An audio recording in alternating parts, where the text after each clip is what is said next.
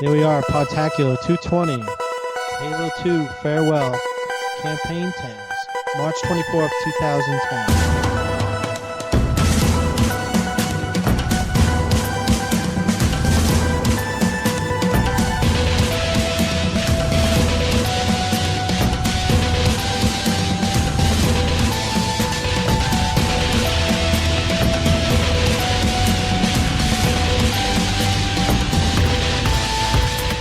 Hello everyone, welcome back to Podtacular.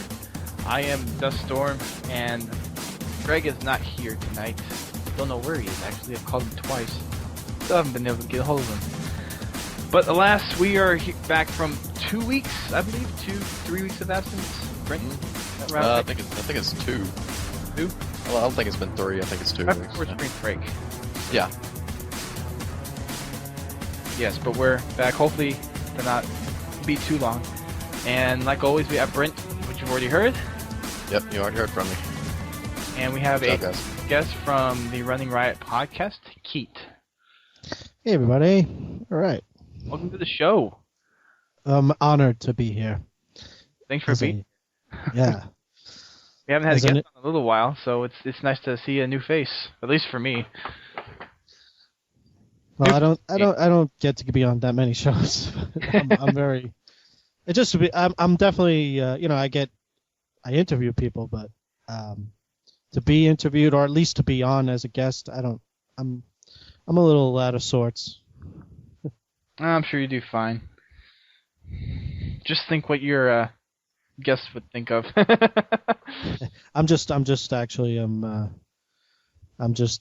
kidding you, but I'm completely relaxed. Okay, fair enough. So for those of us who haven't heard of the Running Riot podcast, tell us a little bit about that and what you guys are all about over there. The Running Riot podcast. We do live interviews. We do it over live stream. We do it once a month. We try to get guests on that are very active and prominent in the Halo community. We do the interview live. We have it. It's a video format with an interview format. It's really the best. I usually have tough time explaining it. I just people wants to know what's the Running Riot is, I say go to therunningriot.com. Fair enough. But there you go. No, it's a live show. It's we do it over live stream, just like as Podtacular, you guys do that live stream thing too. But once we get it working. Yes. Yeah. Talked about the pre-show. But it's our live show, and I have a host. I'm the host, and I have a co-host, Insane Freak Boy. And very cool. There you go. Very nice. Any special guests that you've had recently? Last guest, we had a show last week. Commander Tony, the admin from Halopedia, the wiki. Ah, yes. The best, or the best current gaming wiki for Halo. But I'd say so. yeah, I think it's probably the only one. I really don't know any other, really. But the best maintained one. So he was on, and prior to that, we had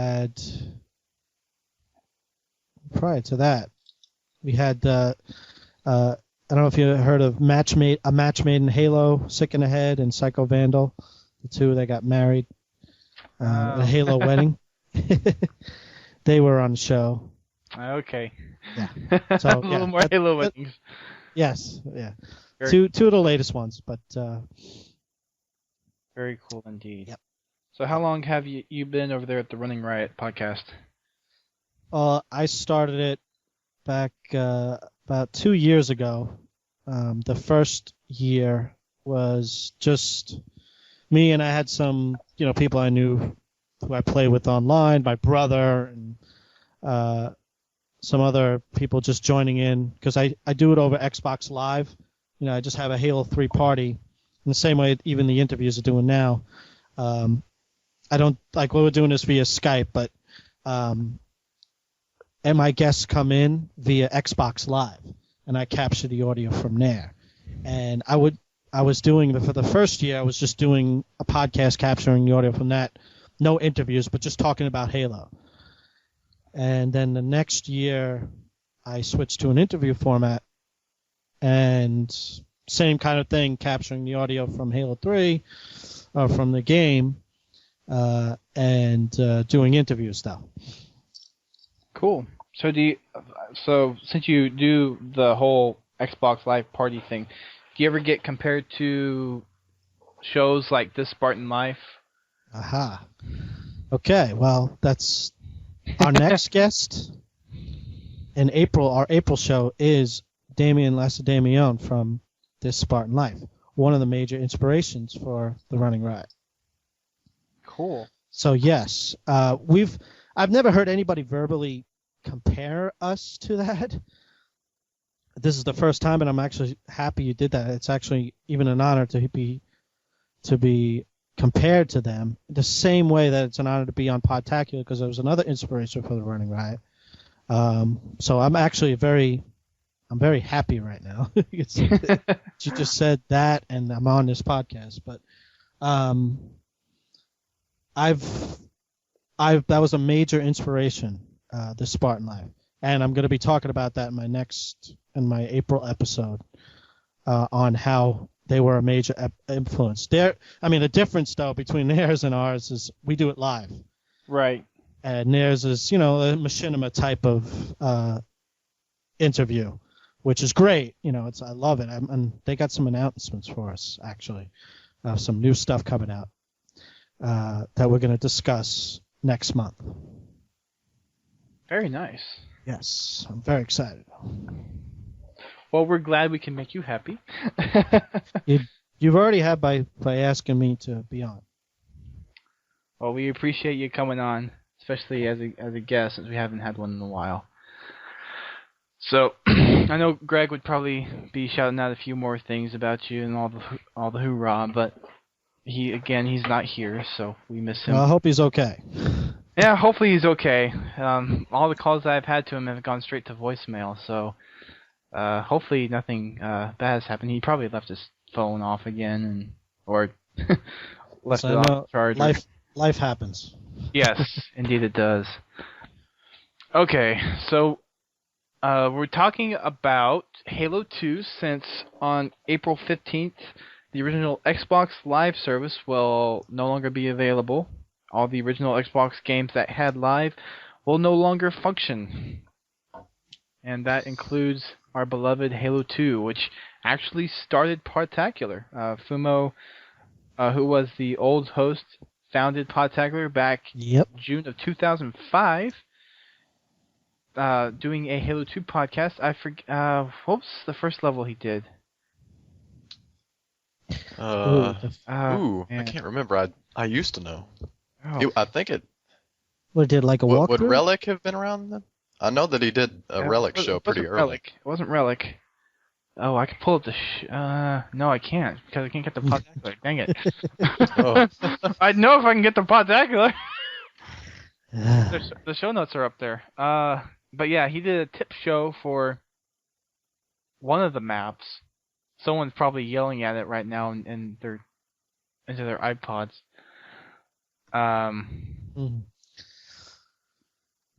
So... JVB and Fumo Jive, what am I? Actually, it was a spell check for a little while. For, I think, a year. Spell check was on. And that was the inspiration for Podtacular, was Halo 2, and it all started from there. I can definitely relate to that. So we are actually looking at the campaign for Halo 2. This is kind of one of a three-part farewell to Halo 2, and this week we're doing campaign tales. For some at least for me, I think this was probably the longest and hardest campaign out of all the Halo games so far. Was Halo 2's campaign. I don't know, what about you guys? The hardest? Yeah, especially on Legendary. I think it was probably the most frustrating and hardest campaign. So no, for Halo 3, Legendary is relatively easy compared to the other two. And Halo 1 was just awesome in the first place. Well, Brent, you go first, actually. For me, I guess the hardest campaign out of the three was I guess it would be Halo 2. If you're just looking at it from a legendary perspective, I know I didn't find any of the three campaigns especially hard on the normal or heroic difficulty, really. But I guess with Halo 2, it was just the fact that the first level was so crazy on legendary. Like I had a lot of trouble on oh man, I can't even remember the name of it. Something station. Cairo Station. There you go. There you go. I can't believe I couldn't remember that. But it's been a while. It's okay. Walking in and you go into this room and you're like, yeah, first level on legendary, it's gonna be pretty easy, and you like get destroyed by all these elites that pop out, and they're all shooting their plasma pistols at you. Especially that first encounter. Yeah. That really surprises a lot of people. Because I bet everyone, the first time they played Legendary on that, died in that first wave, at least once. Oh, I died more than once. I died far more than one time. It was more like, 20 or 23 times. Yeah. But then the second boarding room, where they had the Spec Op elites. Oh, yeah. That was frustrating. That was fun. Oh, you call it fun? Oh, yeah. That's my kind of fun. I mean, once you gathered enough plasma pistols and had your BR, you were fine. But if you're a masochist, you will love Cairo Station on Legendary. Oh god. I mean, I can get through it pretty quickly now since I've played it enough times. But right. I mean, that first time around. I could place an expletive in there, but I'll resist. Just say expletive. Expletive. But yes. So let's see. Campaign for Halo 2. What was your guys' most memorable moments or memorable level from Halo 2 that you can remember from back then? I played. Last time I played the Halo 2 campaign was right before Halo 3 came out. To play through it fully. And what was your most... The most memorable moment? Well, I'll just, in general, just from the Halo 2 campaign. I don't know, the most memorable moment was definitely... I always... When you first got to Earth, and we, going through the Metropolis and all that. Just to see that, the battle on Earth, and to see the Covenant on Earth. Just that, every time I think of Halo 2, and I remember like everybody was just like, and we left Earth, and everybody got upset. And, right. Yeah. Everybody giggles on that because everybody's like, okay, yes. Everybody's like, the fight was supposed to be on Earth. And it was. For 30 minutes. Yes. The fight goes to Earth for an hour and a half. Yeah, it says it on the back of the game, too. It's like, they battle at Earth. And, but, like, it still resonated. I was still like, all right. And we did battle on Earth. And every time I think of the Halo 2 campaign, it just made me excited for the rest of the game. I actually didn't care where it went after that because it was just exciting to have that kind of familiarity, even though it was the future Earth. But that's my most memorable thing, was the Halo 2 campaign, which I think out of all the campaigns I actually like that the most out of all the campaigns, even better than Halo 1. This is gonna sound really weird, but like whenever I think of Halo 2, the campaign, like my mind instantly remembers the moment when you're on Delta Halo and you're in that little base and you go into I guess it's like a underwater shuttle, and you take that shuttle and like you're Oh, yeah. underwater. Yes. And I mean, there was nothing even like extraordinary about that event. I just remember it for some reason. I remember the fight on Delta Halo the best. But Yes, yeah, that's that. Well, the whole underwater thing, I was just like, where are we going, and where is this taking us? You're talking about like what's the first thing that just stands out to me is that, but there was many moments. That's why I thought the Halo 2 campaign had many moments like that, where just like this story is twisting more than the first Halo, where we're on just Halo and they got what's going on, and we know more of there was twists in that too, but I think it was more of a journey, a great journey on Halo 2. whoa! Hey, ba-ba-dum, Yeah. Sorry for that. But go ahead. No, you're fine. I think the underwater thing that you're talking about kind of puts out Halo 2 kind of uniquely. I think some of the I don't know how you put this, but the things that you did, like the gondolas over the water, the underwater bridges, fighting through the Covenant City, that really makes Halo 2 kind of pop out. Was all the scenery that you got in that game, all the different locations that you were playing in. I mean, it was just so diverse. Absolutely. That's why I think it's the best. Well, I still think Halo 1 was the best campaign, story-wise. Yeah. Well, I don't know. The only thing I like about Halo 3's campaign is when you're on the Ark, and I think that was the level, the Ark, and you get to the end of that little desert portion, and you're just waiting there for the I think it's the Forward Unto Dawn. Forward Unto Dawn comes sweeping in, baby. Well, the best part of that is like you think you're getting like a Pelican dropship for some reason. Like the first time I played that through, I see this little Pelican dropship come on. Like, oh yeah, I'm gonna get like a Warthog, and it's gonna be like maybe some Marines. It's gonna be sweet.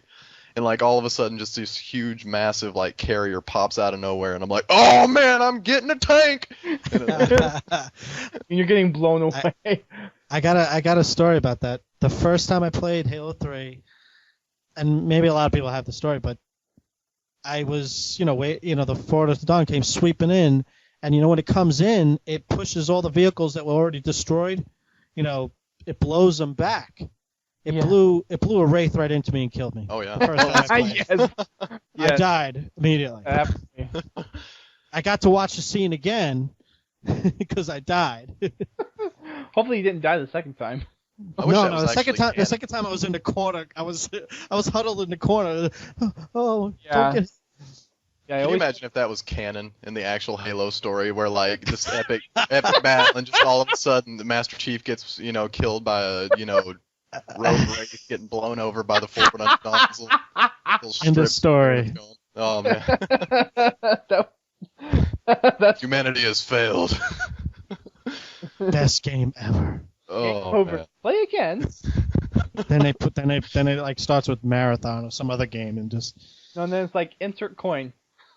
Yeah. Just after that, you see this like scene where they're having a memorial ceremony for the Master Chief. Or it was all a dream. It was all a dream, and then it was a wake up. I'm charging my laser. They take a piece of the Wraith and they write 117 on it, and put it down as like a grave marker. We can only dream. That will happen at Reach. Like at the end of Reach, so it'll be like it was all a dream and everything you saw was nothing. Let me show you this little internet video. What? You mean Halo Wars? No, Halo Reach. That was supposed to be a joke in there. Was Halo? I see. Yeah. Get it? Sorry, maybe that's a little too subtle, but. So I don't get it. Was Halo Wars literally like they retconned it as a dream? No, it was. No. It was supposed to be canon, but. It is absolutely canon. They since they got rid of the core, they couldn't go anywhere. and Oh. the story was lost. Blah blah blah. They made it. They But finished it there's so up many neat. holes. There's so many holes in there that, I mean, if they put out a beacon, they would have been found before the Halo story. I mean, there's a few holes in there that really don't add up. There's a lot of holes throughout. There's a lot of holes in Halo. There's As a a lot of holes in Halo. Well, When you have a franchise, but there's a lot of holes in a lot of fiction when it gets this big. yeah. You know, you're talking about, this is starting to become on the level of Star Wars, Star Trek. You could start Reasons I don't getting, like Halo Legends either. You could pick away at it. yeah, and I had this actually, because I just had this discussion on my last show. I'm talking to, the administrator of Halopedia, and we're talking about, plot holes. We're talking about everything, You're talking about the fiction like we're doing now. And, I mean, we pretty much just had to break it down. It actually, what it comes down to is a lot of holes that can easily be filled or cleaned up by Oni. Oh yeah. The officer Oni- major Oni will is- tell Ani will clean up everything. I always say that wrong, but Ani will clean up everything. Like, you can easily it could have been a secret, and they could have or made it go away. So yes, these holes, they're all over the place, and they're always going to be all over the place in fiction like this. Oni So- is like the best Deus Ex Machina in the history of in the history of Yes. canon. Yeah, Oni got rid of it. Seriously, It's- just trust us. Trust us they're on out. this. It's Bungie's out. It's the Bungie Halo the Bible's out. Oh yeah. Yeah, I apologize for my Halo Wars ignorance. I don't like RTS games, and I never played it. Like, I thought about playing it. I played the And I'm like- campaign once, and that was it.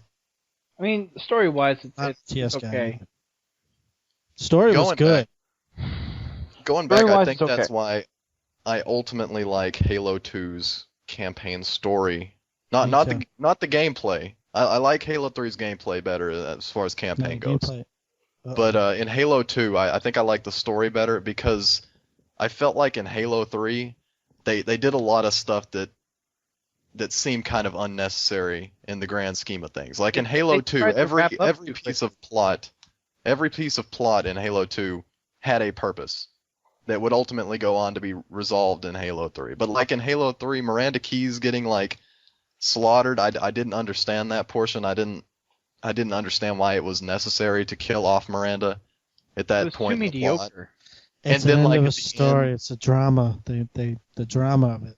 People But have yeah, to but die I at mean- the end of a story. That's typical storytelling. But I mean, People have it kind of took away the emotional depth of Johnson getting killed at the end because I mean you've already lost one, and I mean right. any kind of impact that losing a major story character would have had was kind of lost on Miranda Keyes at that moment, and it True. was so late into the story that you didn't have any time to rebuild that kind of impact because lot I of mean people Miranda died. Keyes. it didn't seem to fit. Well, I mean, a lot of people just died. I mean, if I think about like all the people who died in Halo 3, all the major characters that died in Halo 3. But I mean, granted, this might not be Bungie's fault. I'm more to put blame on Microsoft for pushing this. But if they had more time to actually work on the story, and especially for Halo 2, I mean, a lot of people thought that it was just a nasty cliffhanger that got left. If they actually had the time to work on Halo 3, develop an actually good storyline, it could have been a ton of times better than it actually was. That's my opinion. Yeah. So Yeah. I could be wrong, but I think they tried to put too much in there, trying to wrap up the game too quickly. I don't know. They didn't let the story have enough time to come to a graceful ending. It was very abrupt, very rough. Well, the Well, issue you I know- had with killing off Miranda Keyes is that it didn't leave any room for me to write my post Halo 3 Lord Hood and Miranda Keyes fan fiction. Yeah, we're not going to see no more of her unless they clone her or something. Here we go. Well, there you go. That's going to be my Deus Oni Ex fixed Machina it! on my Oni fan- fixed it! Oni. Oni had her DNA and they cloned her as part of a new Spartan program, Wait, and now she's coming back to date Cortana. Lord Hood.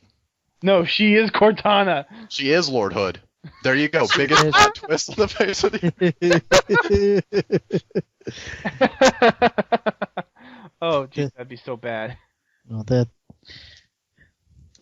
Yeah, you actually. All right, this is just like deja vu for me. We were going crazy about this on our last show. Yeah, we should probably get back on topic. I mean, we're kind of on topic. We're talking No, about we're talking Halo 2. campaign.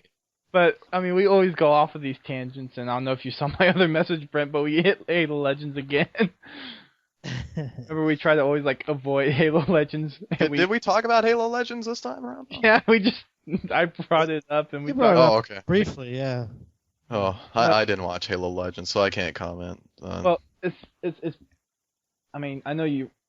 I don't know if you've heard some of the other podcasts we've had, Kete, but whenever we get on topics about Halo Legends, it just kind of explodes into mayhem and blaming Microsoft and Frankie. Oh no! Here we go. end up trying to defend it, even though I haven't seen it.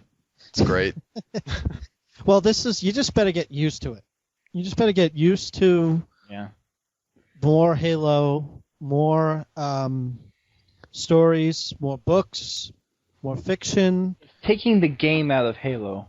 Well, I mean, they're working with the extended universe here. I mean, think about Star Wars. After the Star Wars movies, they took the movies out of Star Wars. All they had left was like books and fan fiction, you know. But you concentrate your time away from the games, the quality of your games are going to degrade. And no, it depends the on fan if you're fiction into the from Star- fiction. If you're into the fiction, you're gonna, but some people have been to the games, which is, thank God, there's a lot to offer within the games. If it was only like a little bit into the games and you were really into the story, there was no multiplayer in Halo. I mean, that would just blasphemy almost to say. Would Halo exist up to Halo 3 exactly, at that point? No. Like, No. would we get a Halo 2? But just say it was like a BioShock type of thing. I mean, even though BioShock 2 got a multiplayer, which is a whole nother freaking story. But if just say it was like just story based, based on only that kind of fiction, how Halo expands so much into that, you're gonna lose some people when something gets this big. But thank God the games are good. that you don't have to, always have to be only focused. The universe is really huge. The Halo universe is big, and it's going to get tremendously bigger now. Right. This is just the beginning. Well, technically, it's the end, according to according to Cortana. Sorry. Yeah, no. Yeah, well, there's a lot of stories to be told. It's just there's going to be so many more stories to be told. You're just going to have to. I'm a fan of the fiction. And I am too. I love the storyline. That's one of the reasons why. Yeah, me too. And I mean, I've read the books. Granted, I need to go back and read them again. But I don't know. I maybe I'm just to the point where I like the story so much. I don't want to see anything happen to it. Well, that's the thing. I mean, I've let go of that, because if I try to, like, I've coveted other stories, other fictions out there, that when the fiction universe gets so big, it's going to get out of control. Yeah. Yeah. So you're going to have to let go, and just I chose to continue to enjoy it. The parts that I like. There's going to be stuff that you might disagree with or whatever, or just say, oh, that's stupid or whatever. But when it gets that big, you're just going to start like the stuff that I like and not like the other stuff. But you have. I had AscendedJustice.com? Yes. Okay, those guys, how they tore apart the fiction. Yes. I had those guys on a show. Which I still think they took part of my work, but I don't know. Or something did. Maybe not them. Something else. Two of the writers from there got hired by 343 Industries. Very nice. And you see, Dustin has Dustin has a vendetta against 343 Industries, so Uh, that might not be the best thing to tell Dustin. We'll go into that later. We'll go into that later. No, go ahead. Well, go on with your story. Well, it's just that those two guys were brought on pretty much to preserve the fiction and keep Microsoft in check with, they can't, you can have writers come in, have their own visions, what's canon and what's not canon, but those guys there are so good at keeping, not letting it get out of control. But I mean, it could very easily get out of control. I mean, that the guys at the executives at any point could say, "We're doing this. I don't care where the story goes," to them. But the fact that they hired those two guys from the community, I have more faith that the Halo story is not going to be a disaster like Star Wars. Right. Just to that was kind of the analogy I was going to go into. It's kind of like with Star Wars. I mean, there's two types of ways that a fan can view the Star Wars universe. Mm-hmm. Most people, just the general public is going to view Star Wars as, and I'm gonna go ahead and just pretend like this is 1993 and the episodes 1, 2, and 3 doesn't exist yet. Okay, so at that point in time, you had episodes 4, 5, and 6, and they were movies, and they were great movies. Mm-hmm. And I remember even as a kid I don't remember a time in my life when I didn't know about Star Wars. I don't remember a time in my life where someone introduced me to Star Wars. I just always knew that it existed, and I had always known about the movies, and I'd watched the movies. They were that important. They were that culturally relevant, and I mean they were well produced movies. They were great. Yeah. And they had a really solid canon, kind of like the Halos 1, 2, and 3 do. They have a very set. It's not a large universe, but it sets itself up to become large. Right. But it contained within itself, episodes 4, 5, and 6 are not a huge universe to work with. Right. And after those movies came out, they expanded with the books. And if you've ever seen, I don't even know how many Star Wars expanded universe books there are. I can only assume it's at literally the hundreds. I'm sure it is. And there's a ton of several hundred. I mean, if you want to know more about Star Wars than you've ever wanted to know, go to Wikipedia.com and just start down that path. Type in Yoda, and everything you thought you know about Yoda, you don't know nothing. All right, you'll get his full 500-year and Jarlet the samurai begot blankety blank, and get 500 years of genealogy of Yoda, and I mean I respect it. That happened. And there are people that are really into that expanded universe. They view Star Wars in a completely different way than I do. Mm-hmm. I choose to view Star Wars in terms of episodes 4, 5, and 6 happened. And that's a controlled universe. I don't know anything about the universe other than I know that Han Solo is badass because I love Harrison Ford. And I know that Carrie Fisher was hot in a metal bikini, Mm-hmm. That's all I know about Star Wars. And I like to keep it in that kind of small contained package of 4, 5, and 6, and then later on episodes 1, 2, and 3. And the reason that I didn't enjoy episodes 1, 2, and 3 as much was because it did kind of take a bit of the expanded universe and put that into the movies. Mm-hmm. And it just kind of felt it didn't feel as contained as the original movies. But I still enjoyed the episodes 1, 2, and 3. But that's enjoyed kind them. of go ahead. Anyway, what was I saying? Oh yeah. Basically, that's how I view Halo at this point. Is Halos 1, 2, and 3 are over, and at this point, if anybody's they've already said that they're not going to continue the storyline of Master Chief, or at least for the foreseeable future. There might be a time later on when they decide to, go down that path again, but I don't know when, and I doubt it will be in this console generation at least. Right. So at this point, you can be if you don't like the extended universe, then you don't have to pay attention to it. It's like Sure. with the original movies. But if you're into the fiction, you want something more. You want them to produce more stuff that adds to that universe because you're really into that fiction. So I Hmm. mean, I'm Right. fine with stuff like Halo Legends and more Halo books and uh, even offshoot games to a certain extent. Because I mean, it's almost as if I view it as two separate franchises at that point. At that point, it's the Bungie Halo games, which I revere, and then it's the Halo extended universe, which I don't enjoy, but I'm not going to begrudge someone for enjoying that fiction. You see what I'm saying? I absolutely see that. I agree with exactly. It's just, you know what? When it gets something that big, if you like if you like every part of it, you know the term fanboy. Like there's nothing that they could do wrong.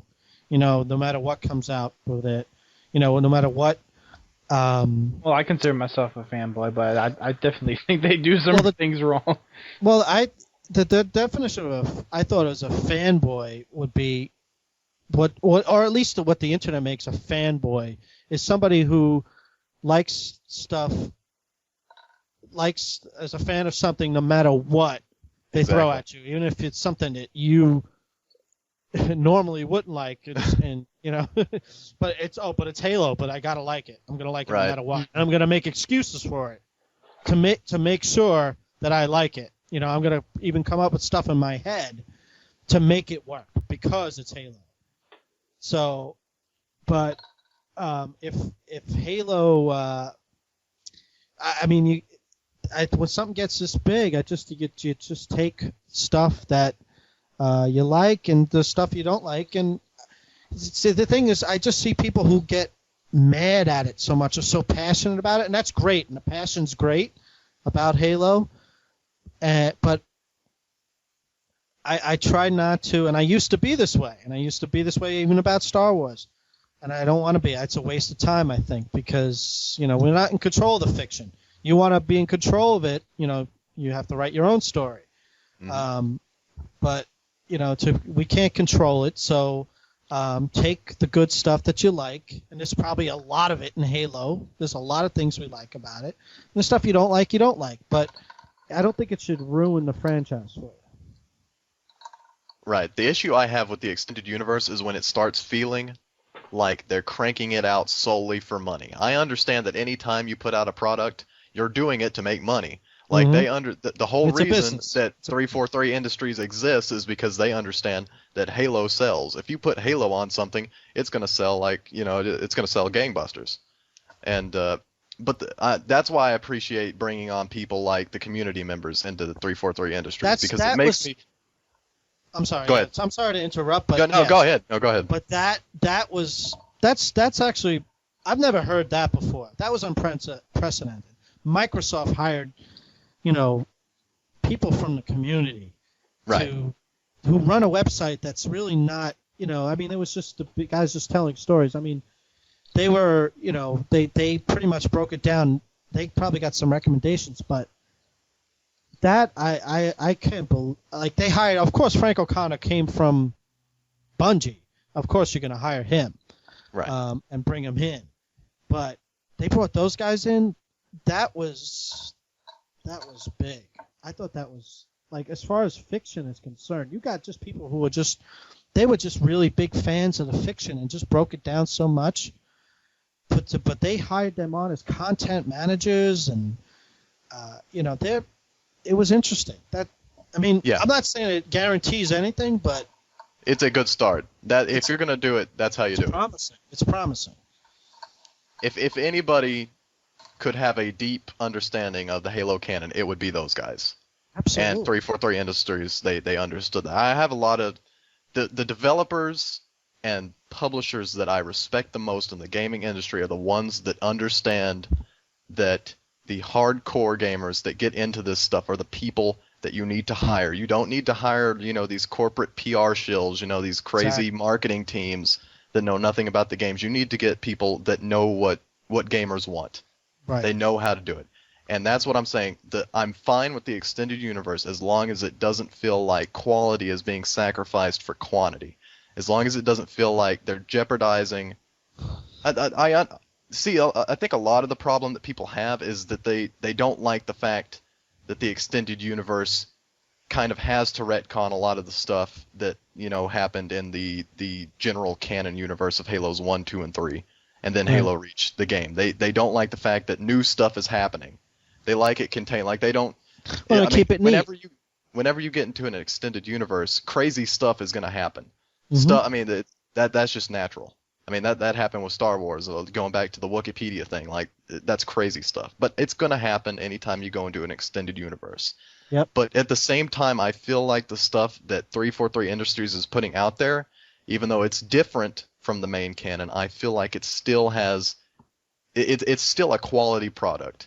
Taken on its own, if I took that separate from the Halo franchise, if you had rebranded what 343 Industries put out as something else, and I'd never known about Halo in my life, and it was like they named it Angel the Awakening or something, like I'd be like, yeah, that's a good product. This is good stuff.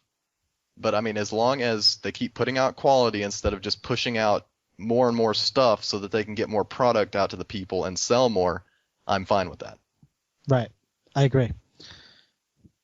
I think what they've come out so far with it, between the books and Halo Legends, even the comic books, there's nothing been so off, a big departure from the Halo universe that we should be really that upset.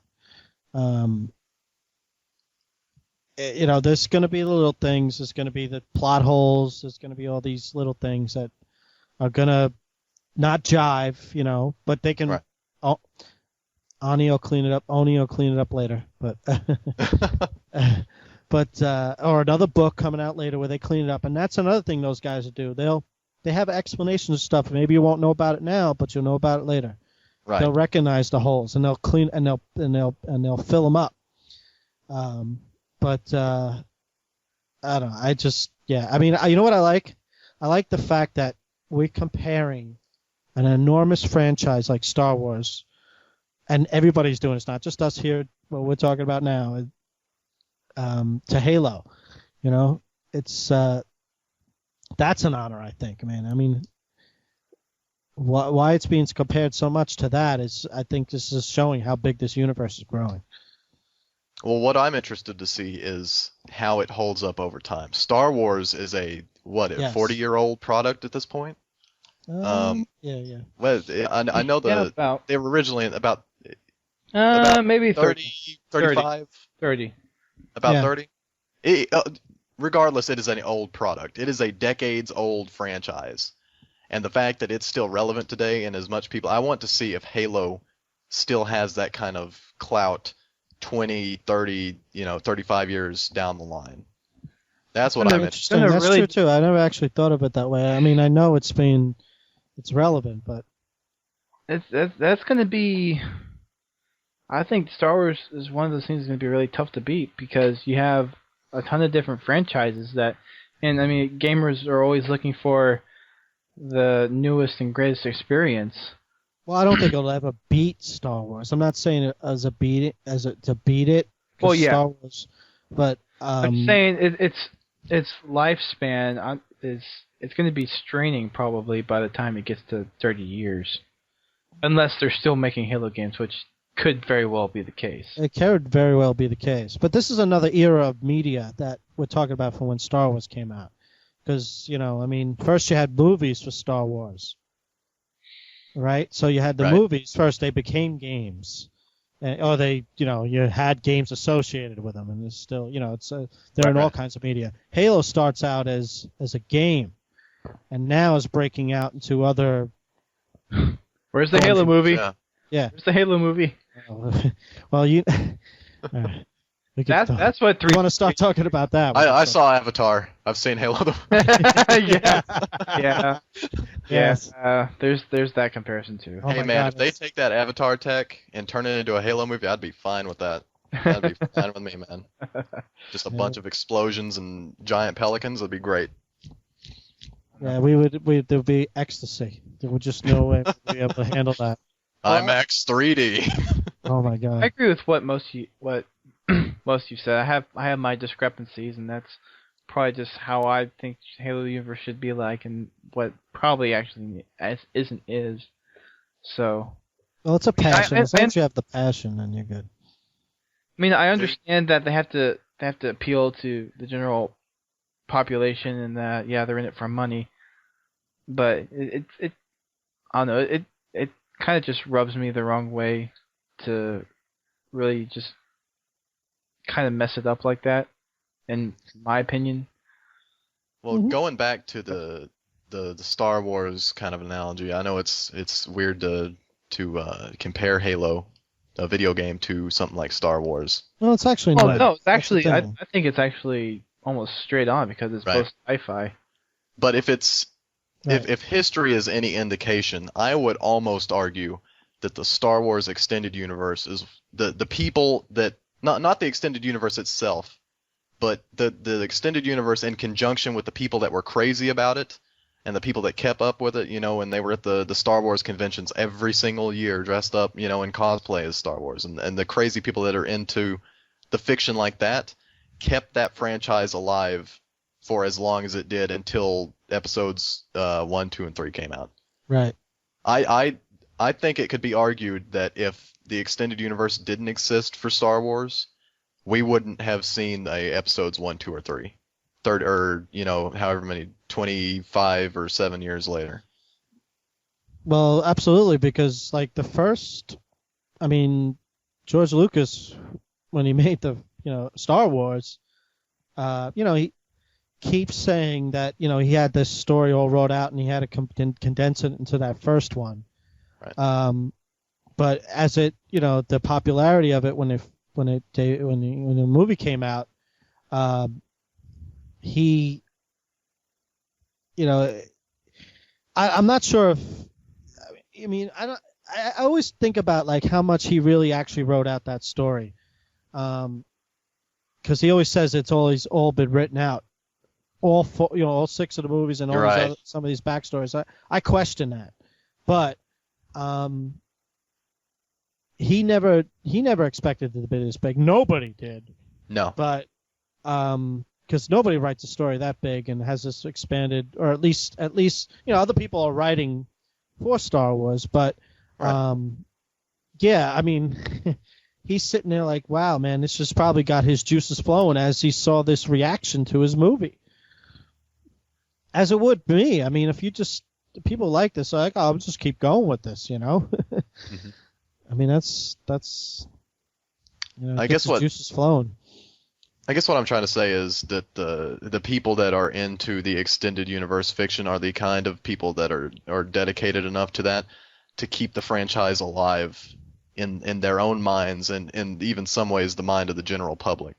Because you would hear news stories all the time of like Star Wars conventions, and Yeah. stuff, and they would show Yeah. it even after the movies. I mean, we're looking through the 80s, and they would always show, look at these Star Wars geeks. I bet you like Star Wars back in the 70s, but they like it way more than you do. Like, and they're wearing the costumes. And I even remember something, I think it was fairly recent, where a guy got a Star Wars marriage, where they got the guy that originally played Boba Fett in the original Really? trilogy Wow. to be the guy to marry him. He was basically their priest. Wow. So That's originally they good had find. a dude. That's I know a little it's great. crazy. They had a dude in Darth Vader in a Darth Vader costume, and he was originally going to be the priest. But then the original Boba Fett walks up in his Boba Fett outfit and says, "Get the hell off my stage," or something to that effect, and he basically marries him on the spot. It was pretty cool. But I mean, it's just stuff like that I would have never thought of Star Wars that day if I hadn't seen that news story. And I think that Halo stays alive by the people that are like that. And right. the only thing that I don't see happening is in this kind of we're having this Dreams Day scenario, as I call it, where basically, Halo's still a relevant franchise 30 years from now. I don't see any Halo conventions. And that always seemed like a big deal with the MLG. No, I'm not even MLG. No. I'm talking a real convention here, Dustin. I'm talking cosplayers. I'm talking people that will sit down and they will have panels on the extended universe canon of Halo. Like, You're talking like a Halo Con or a Bungie Con, yeah, something Halo, like that. Are we going to see that in the future? Is that a possibility? I don't see it now. And if I think you look at the big, go ahead. The age has kind of changed, especially it's since it's centered around a video game. It seems like it's easier to do that for a movie because you're really not directly involved in it. Where in video games, you're jumping in and experiencing it like firsthand and playing with other people online, and that's how you kind of socially interact is by playing with people. Where for Star Wars is you have to go find other people that are enthusiastic about it as you are. Where for Halo, you can just hop on live and be like, "Oh, you're playing Halo 2."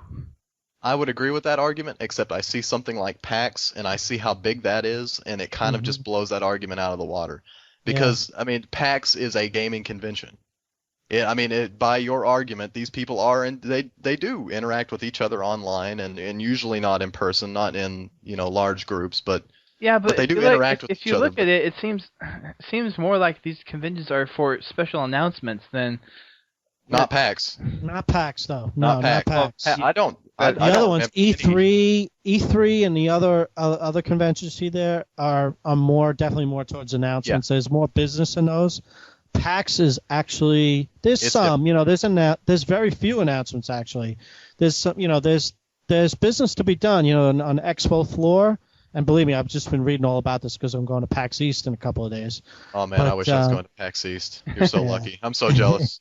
It's my first, obviously my first PAX, but it's not that there's been that many. But the PAX is a different animal than your usual business convention, and it's more of a social setting, and kind of like the conventions that they had, like even Star Wars. It's definitely more of a social thing. They're not selling Star Wars at those conventions. They're just socializing with other people who are like you. So I hate to keep saying, but this is I've talked about this on my show about a Bungie Con or a Halo Con, that the universe is big enough to have something like that. Yeah. I would actually love that. I would attend that every single year. Oh my God, I'd be there. It'd have to be. That'd be mandatory for people. It'd probably be mandatory for Yeah, for Podtacular it would definitely be mandatory. Well, it would be mandatory because we'd probably have to have like a Halo podcast like panel. Yeah, we'd probably be hosting it. We'd probably be hosting it. I'll be doing a live show. We'll be doing live shows. We'll be hanging out. That'd be cool, man. I said it to Lewis Wu about that. I said, you talk to your people over at Bungie. Let's get a Bungie Con going or something. Right. And he's just like, I don't know. I don't organize anything. Yeah, well, I'm sure we can probably go. But look at that BlizzCon. Oh man, yeah, BlizzCon is huge. A developer has, they're having a convention. Why can't Bungie have one? I think it didn't sell out in like 30 minutes last year or something. BlizzCon. Yeah, like 30 minutes? Less than that. It might have been like 15 if I remember 15 minutes, I think. BlizzCon is huge, and it's just people that love a certain type of game. I think that it's easy to argue that BlizzCon is secretly WoWCon, and I'm not true. Well, I would say there's like an 80-20 split between 80% that love World of Warcraft and then 20% that love Diablo, StarCraft, and whatever, Vikings Racing or whatever they had back in the day. But it was Rock and Roll Racing. I think that Blizzard made Rock and Roll Racing, but they also had a Vikings game. I think it's called Lost Vikings. They actually reference Lost Vikings in like most of their modern games now. It's pretty cool, but it's just the fact that a single game like World of Warcraft, and the World of Warcraft has a huge set of lore too. It has a large extended universe, and I think I appreciate the Warcraft lore a lot because instead of just allowing the general Warcraft lore where it would be just a normal kind of small contained set, they make their own extended universe. They supply a ton of lore to that game that isn't even part of the game. Like if you go to I think it's called WoW Wiki. That's where I usually go. You can look up the lore on all of these characters, and it's just pages long of like biographies and what happened in the millennia prior to the World of Warcraft events, and just the fact that a game like that could sell out an entire convention in less than 15 minutes. I think you could do that with Halo. I think it's completely possible. I think it's completely possible. I think that the universe is definitely big enough. Yeah. But well, let's try to get back on topic here. Since we that's a good conversation, man. I think that's the best conversation we've had in a long time. I know it is. I just don't want the listeners to feel drowned out by all of our talking. Well, your listeners are gamers. Right. Well, hopefully they're engaged in our conversation. Hopefully we've engaged their thoughts. Yeah. Well, you just got me going sometimes because I just actually was just talking about this, but it was I can talk about that stuff all day long. And anytime we talk about the fiction in I'm sure. our show, our shows are really long.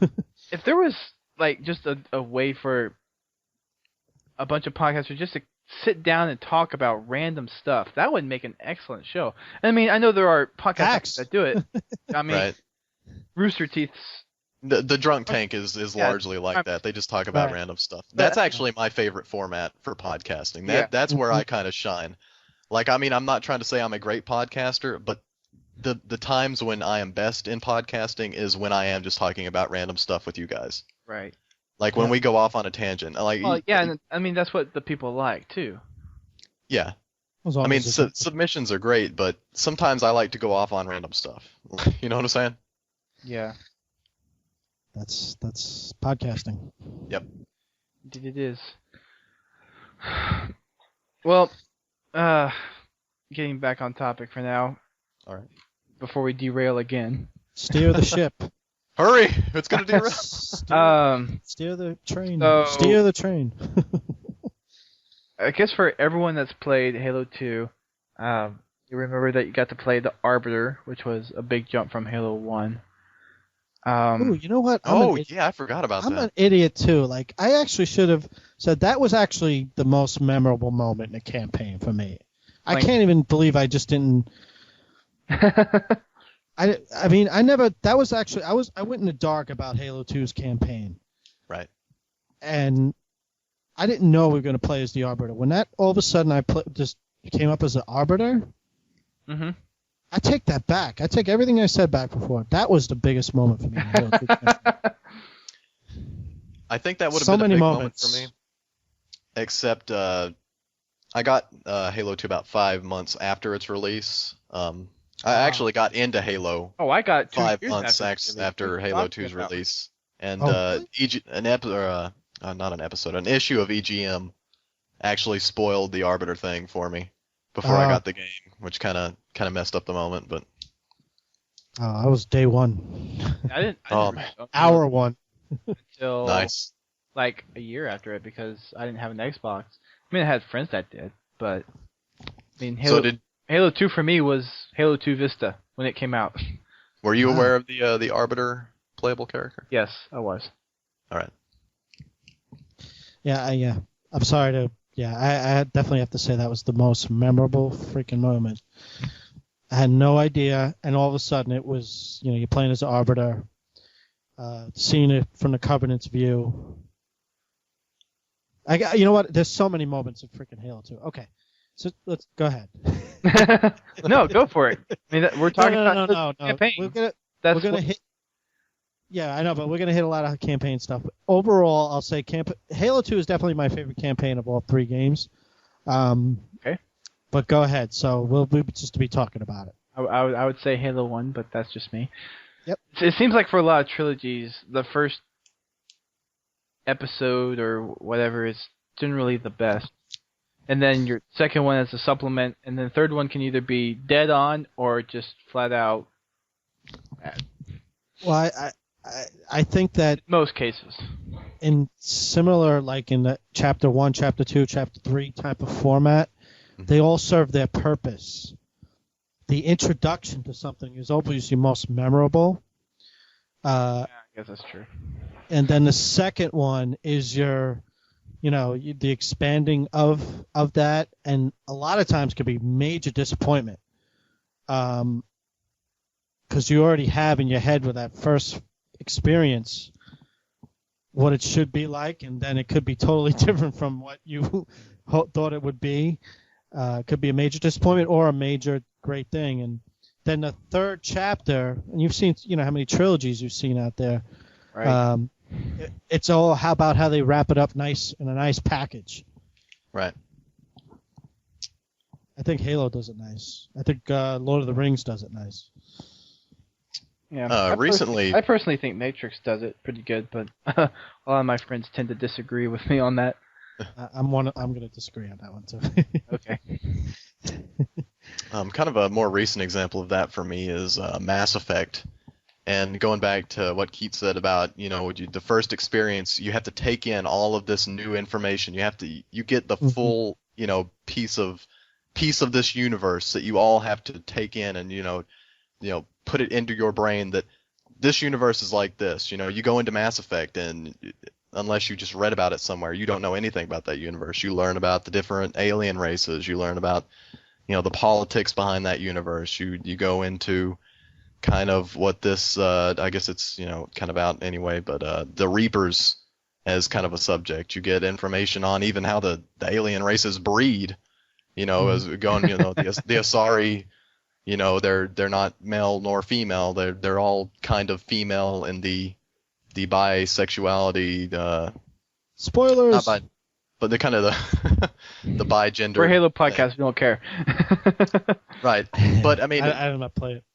But it wasn't like that it wasn't like in Mass Effect 2. I felt like that was a worse story. I felt like they did a good job of, all right, all this stuff. Now we're going to take that and we're going to work a really good story around it and we're going to expand on the universe, but not so much that it's just going to like completely blow your mind, but it's just enough to where you feel comfortable with the information. Okay. I don't know what I said either. Well, I don't. No. Well, yeah, I actually don't play Mass Effect, so I had no comment on the matter. But I heard. Oh, I'm sorry. Well, I've heard that. No, but I heard that. No, it's okay. You're not spoiling. It's okay. I'm not going to. I don't have time. I heard this a lot of what I agree, or at least I've heard. That's what way a lot of people feel about Mass Effect 2. I've heard a lot of sentiment the same way. It's a good game. Yeah. From what I hear. I don't have time game. You shouldn't buy it. It's awful. Podtacular gives Mass Effect 2 a 3 out of 10. You heard it here first, folks. Ah. I'm not going to judge that. Because I haven't played any of the Mass Effect either. I would highly suggest playing Mass Effect if you have not yet done so. And I am sorry for anybody that I have spoiled. Well, here's the thing. I want to play Mass Effect, but from the way it sounds, I can't start playing Mass Effect 2. I got to play Mass Effect, and then I got to play Mass Effect 2. Yeah. You can't just start at Mass Effect 2. No, it doesn't work. You need to play Mass Effect 1 and then 2. Especially when you could carry over your character. That was. Oh fun. Yeah. But I think that Mass Effect 1, as long as you haven't played 2 and haven't experienced the upgrades, I think it still holds up. I think that if you just played it and never knew about the kind of upgrades that Mass Effect 2, provides, and that's just your first playthrough in Mass Effect 1, I think it's fine. It's a great game to this day. It's just in hindsight, after playing Mass Effect 2 and being spoiled by all the improvements that they made, it seems like a bad game. I mean, not a bad game, it seems like a worse game. But I don't know. It's still a good game.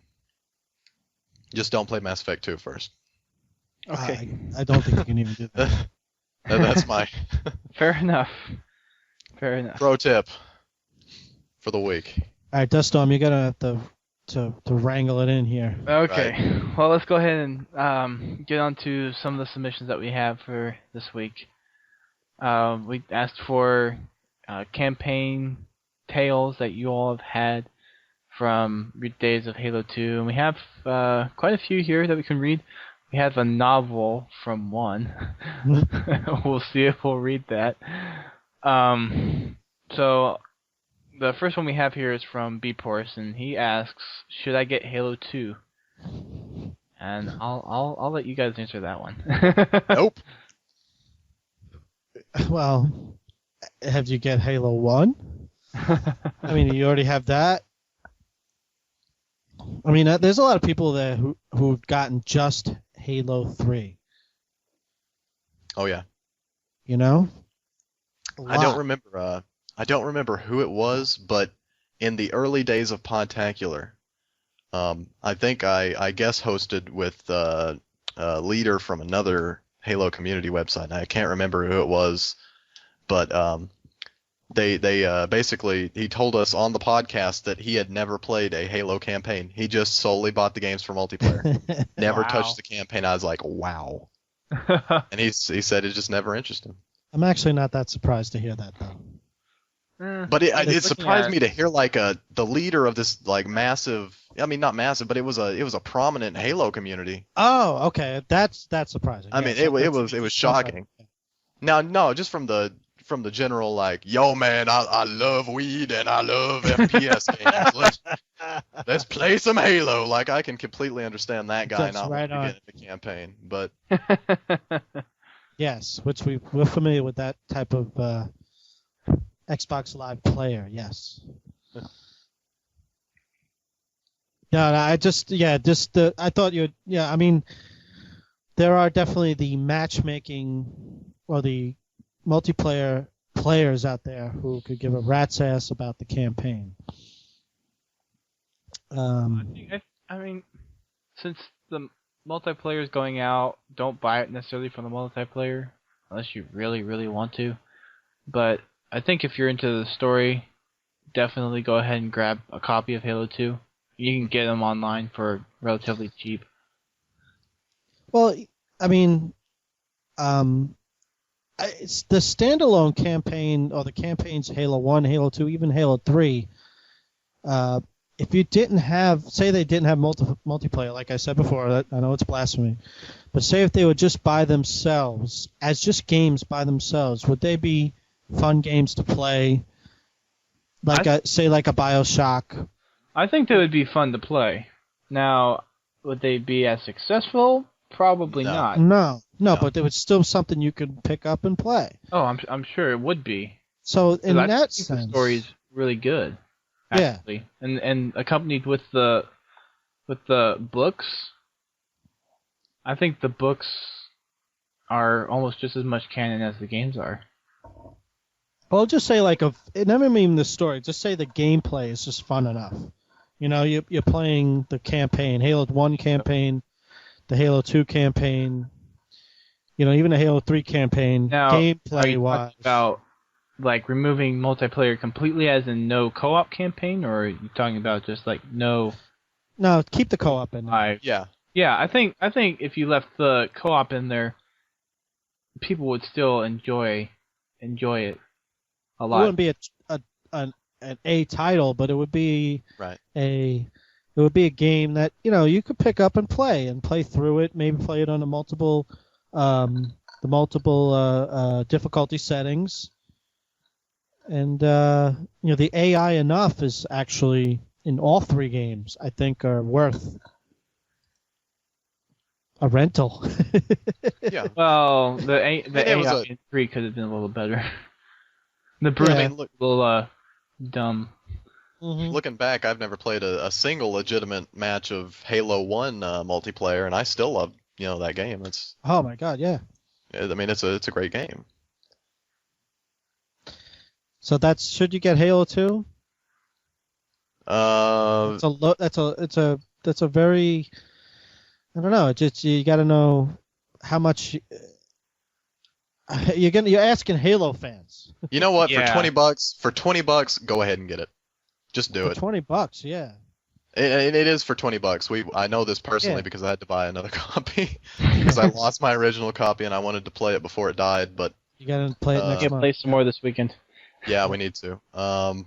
Anyway, for $20, I would say if you have played Halo 1, if you haven't played Halo 1, you need to go get Halo 1 first and play through that.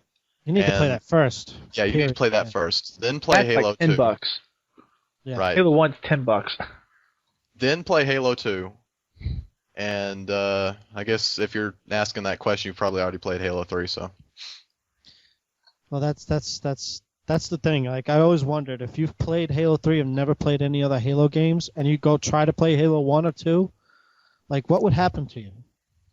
I've done that, and You've done no, it? I played Halo 2 and 3, but looking I don't back, think you really appreciate the full.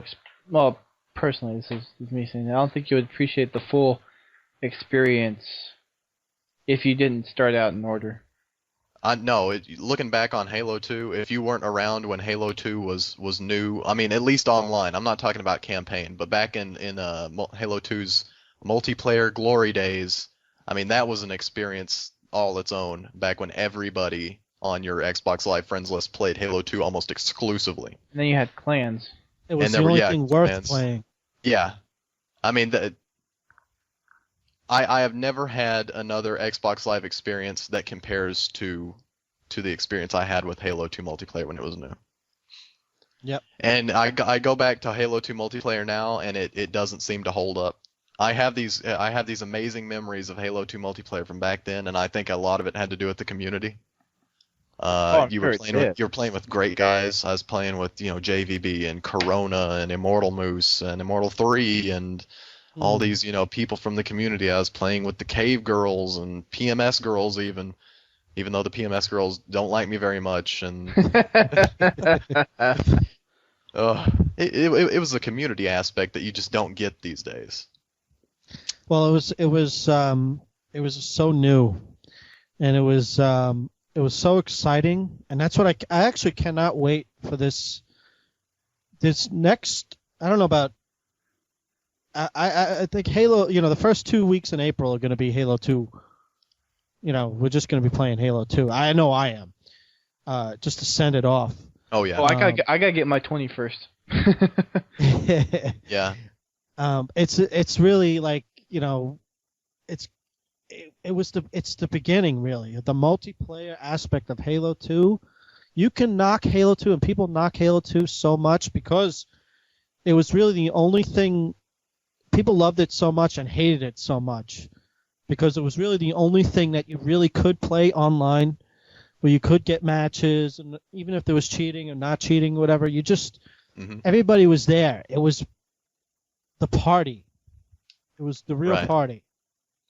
Now there's other games. You get I go into my friends list now. When Halo 3 first came out, tons of people playing, of course. Same thing's gonna happen with Reach, but now, of course, there's more great multiplayer options for Xbox 360 and for Xbox Live. So it's gonna be diluted a little bit. The way I go what ahead. happened? Oh, nothing. No, I just got a message on something. I'm never on my Skype that much, and I just got a message. Okay, anyway. Sorry. Boop, boop. Yeah, bloop.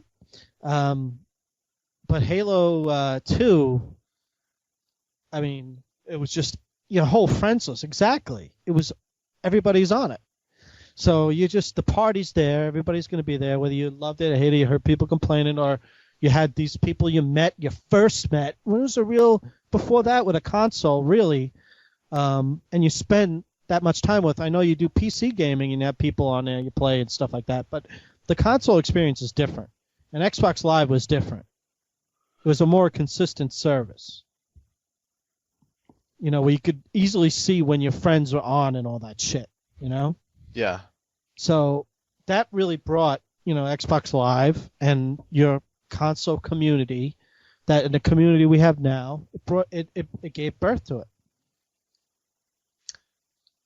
I think a lot of what I missed about the Halo 2 days, and this is going to sound like a really weird analogy, but kind of looking back, it's like a bunch of high school students, just bored high school students, don't have anything to do, so they're all just going to get drunk and like break beer bottles over their heads and like punch each other. Like it's those kind of crazy days back in Halo 2 where it was really the only thing you could play, like he was saying. I mean, that was the only thing worth playing at the time.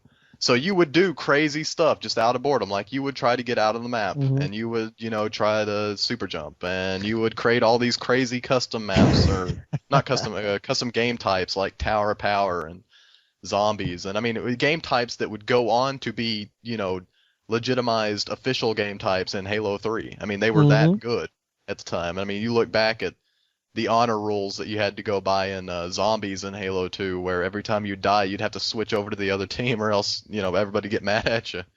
Like, I mean, because you manually had to go into the menu and you had to change your team. And I hated that. I hated that. I really, yeah. I hate that when they gave that, when they put infection in Halo 3, I thought it was the best thing ever. And the Forge and all those things that you can control, so that you didn't have to alter or tell people the rules before a game started. It was when they did that, implemented that in Halo 3.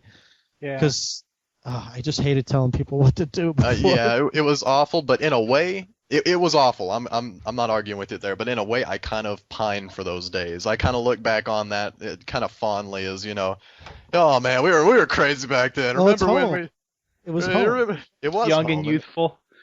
And if we're gonna play off of my stupid analogy, it's like nowadays all the high school students grew up and they're all they have jobs and they wear suits, and stuff is better. They can buy their own alcohol now, and it's legitimate. They're not doing anything illegal, and they can buy different brands of alcohol even.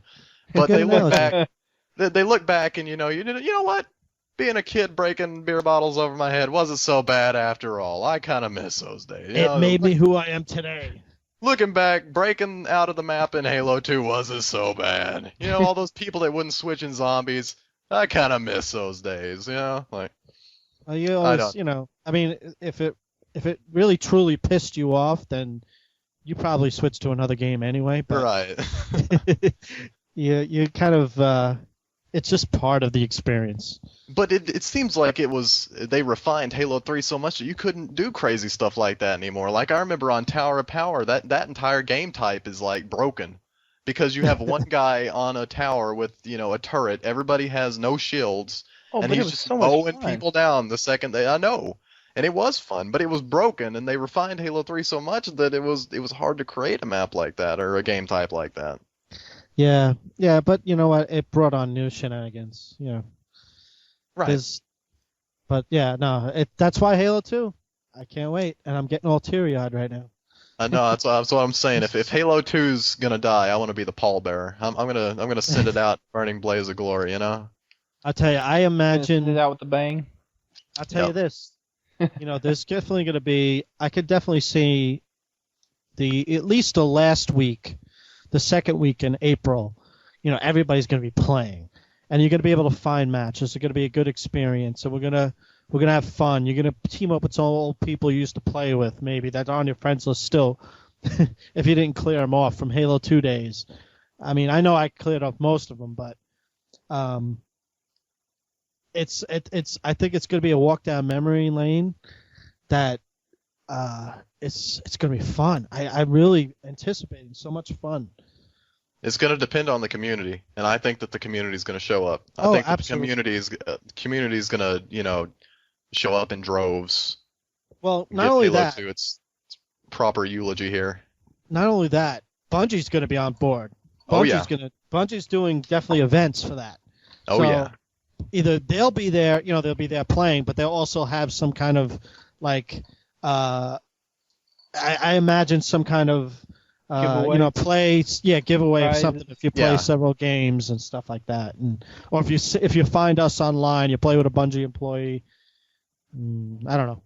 What do they got to? They've done that before. You get to tell everybody you play with a Bungie employee. Post a screenshot with a tag and. Oh yeah. Check this out.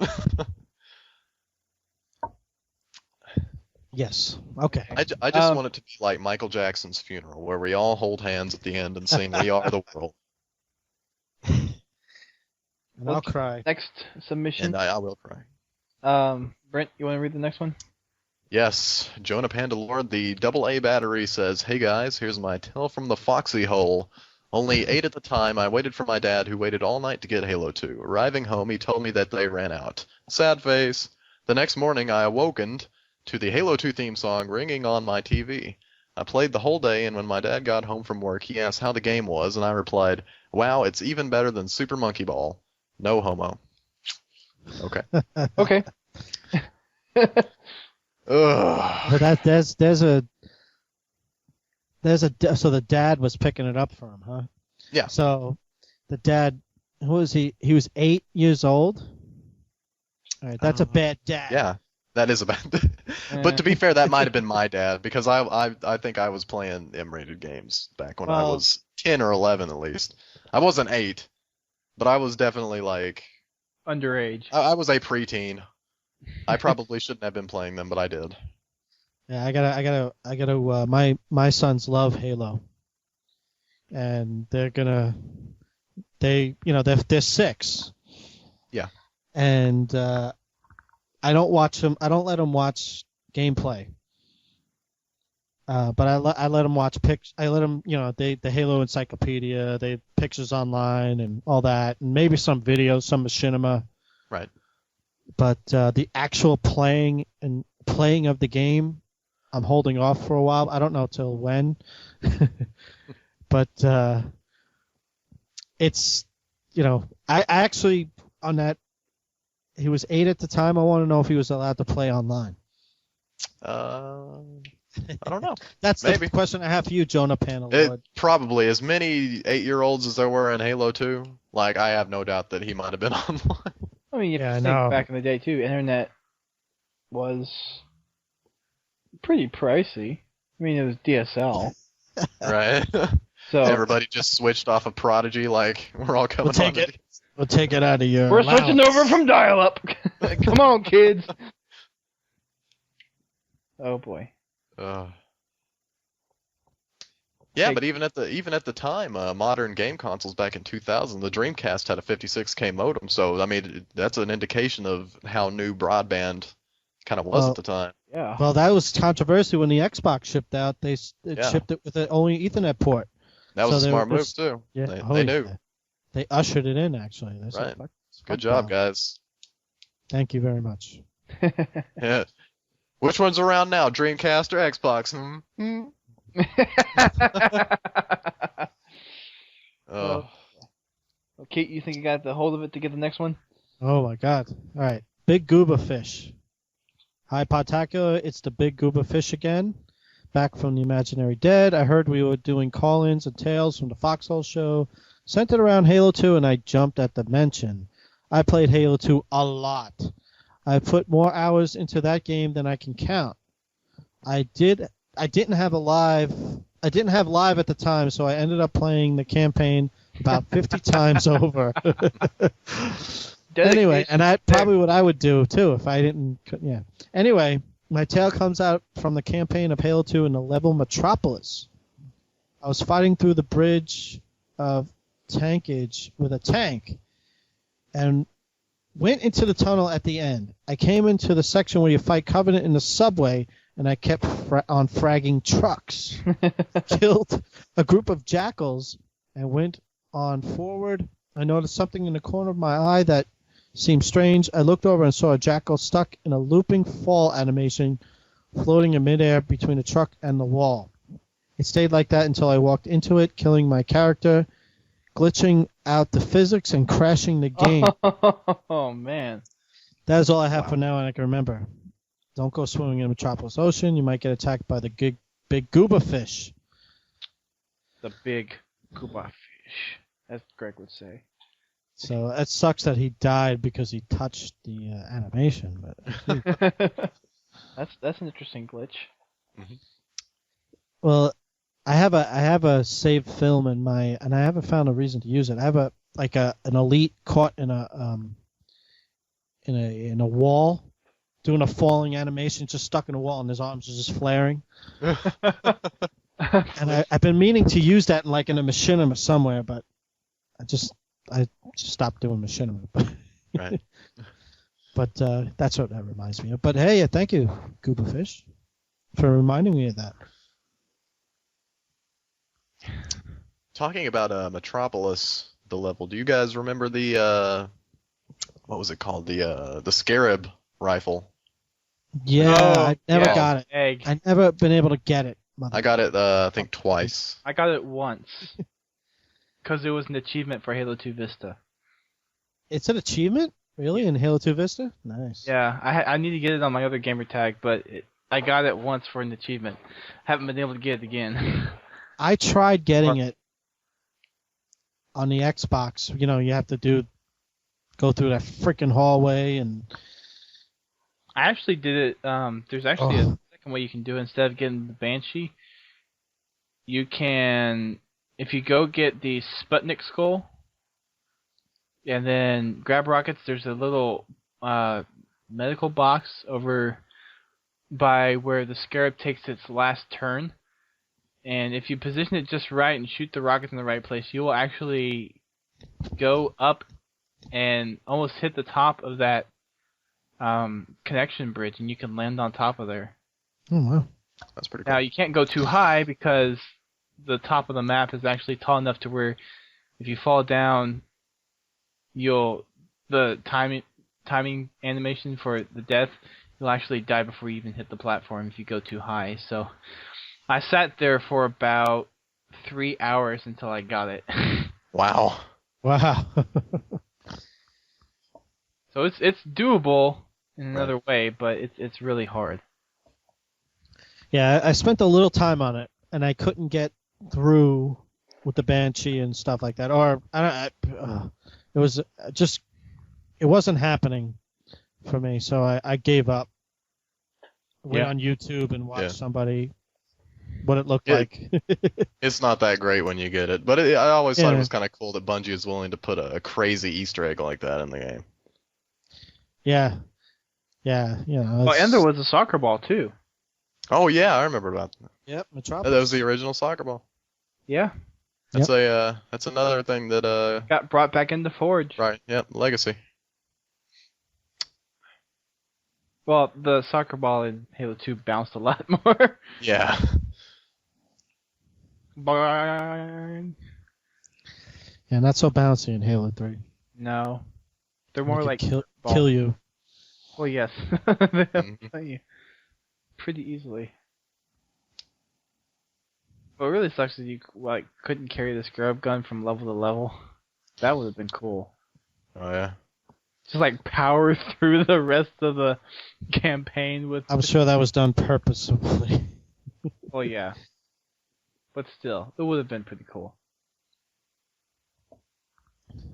Mods. And thinking of eggs and stuff, remember the switches? The campaign? There's the one in Delta Halo, the what was it called? Let me look this up real quick. There were 3 switches. One of the prominent ones was on Delta Halo. I think I remember something about that. They knew that the switches existed, but they didn't know what they did, or something. Oh, yeah. Oh, my God, yeah. You would activate the switch and, nothing would happen. Right.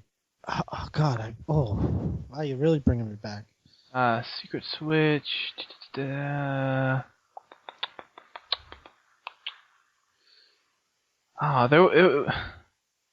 went with something.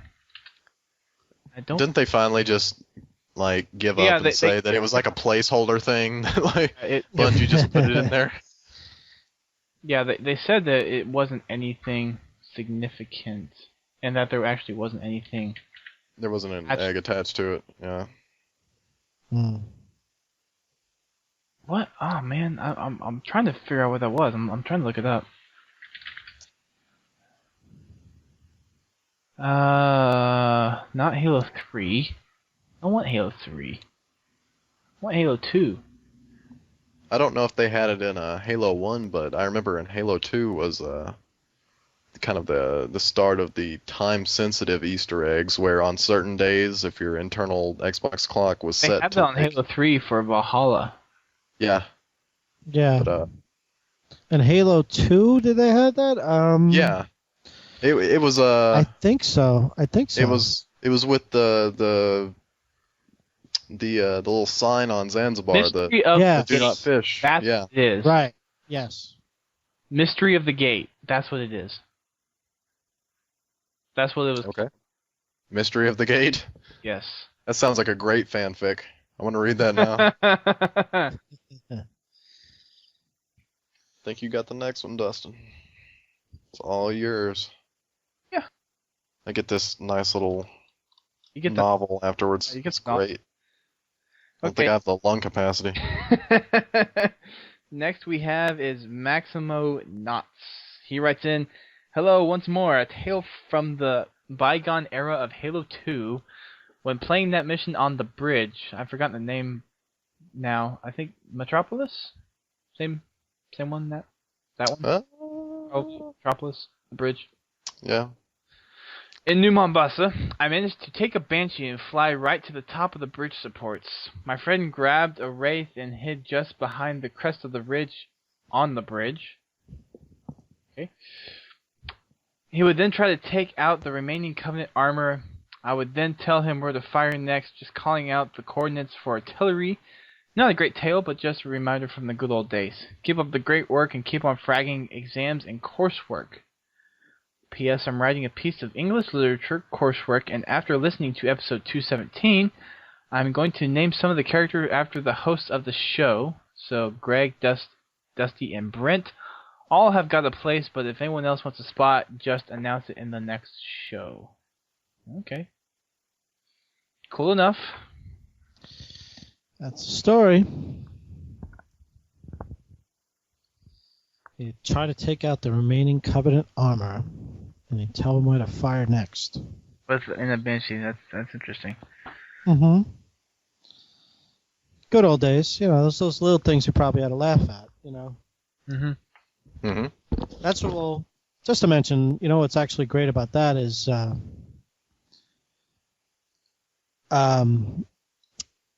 Halo 3 brought us the films where stories like that, Yeah. you can actually, you know, you tell a story to somebody. Oh, remember when we did this? Or I was in another game and I was with these guys and we did this and everything. And you go, oh, it was so fun. We were great. And the other guy's like not even laughing. It's like, Yeah, because it doesn't believe you at all. yeah, well, it just, you had to be there. And you Right. had to, and you can't really visualize. You have to talk them through it.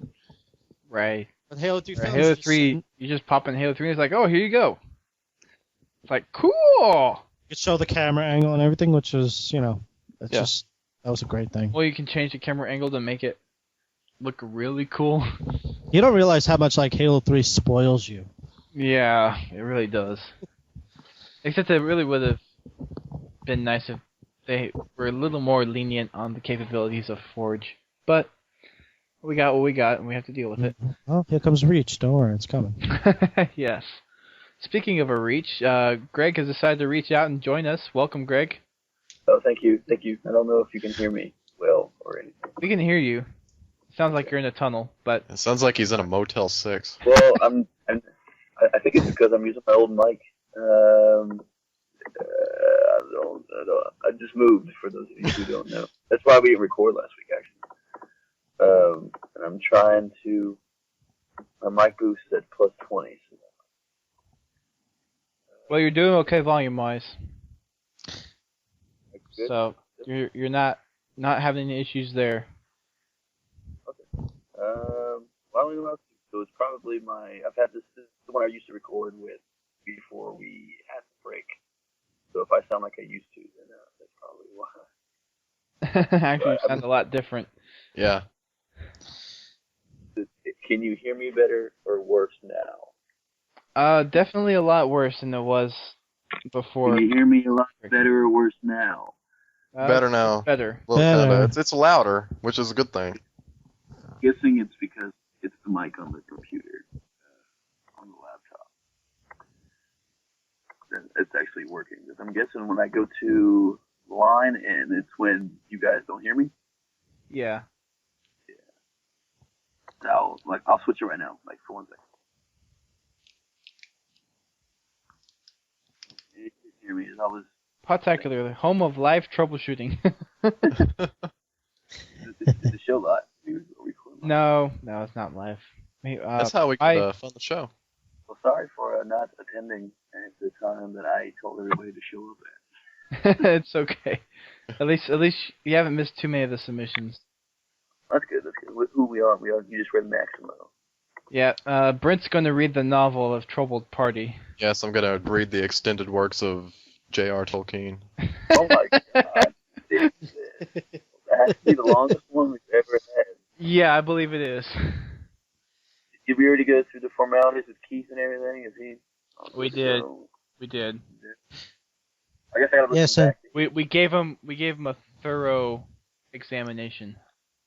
I wouldn't expect A body cavity search was done. Yes. Right. I didn't know if I wrote that in. But thanks for having me, Mr. Lewis. We that was one of our first choices actually when we were talking about who we should get on. Right.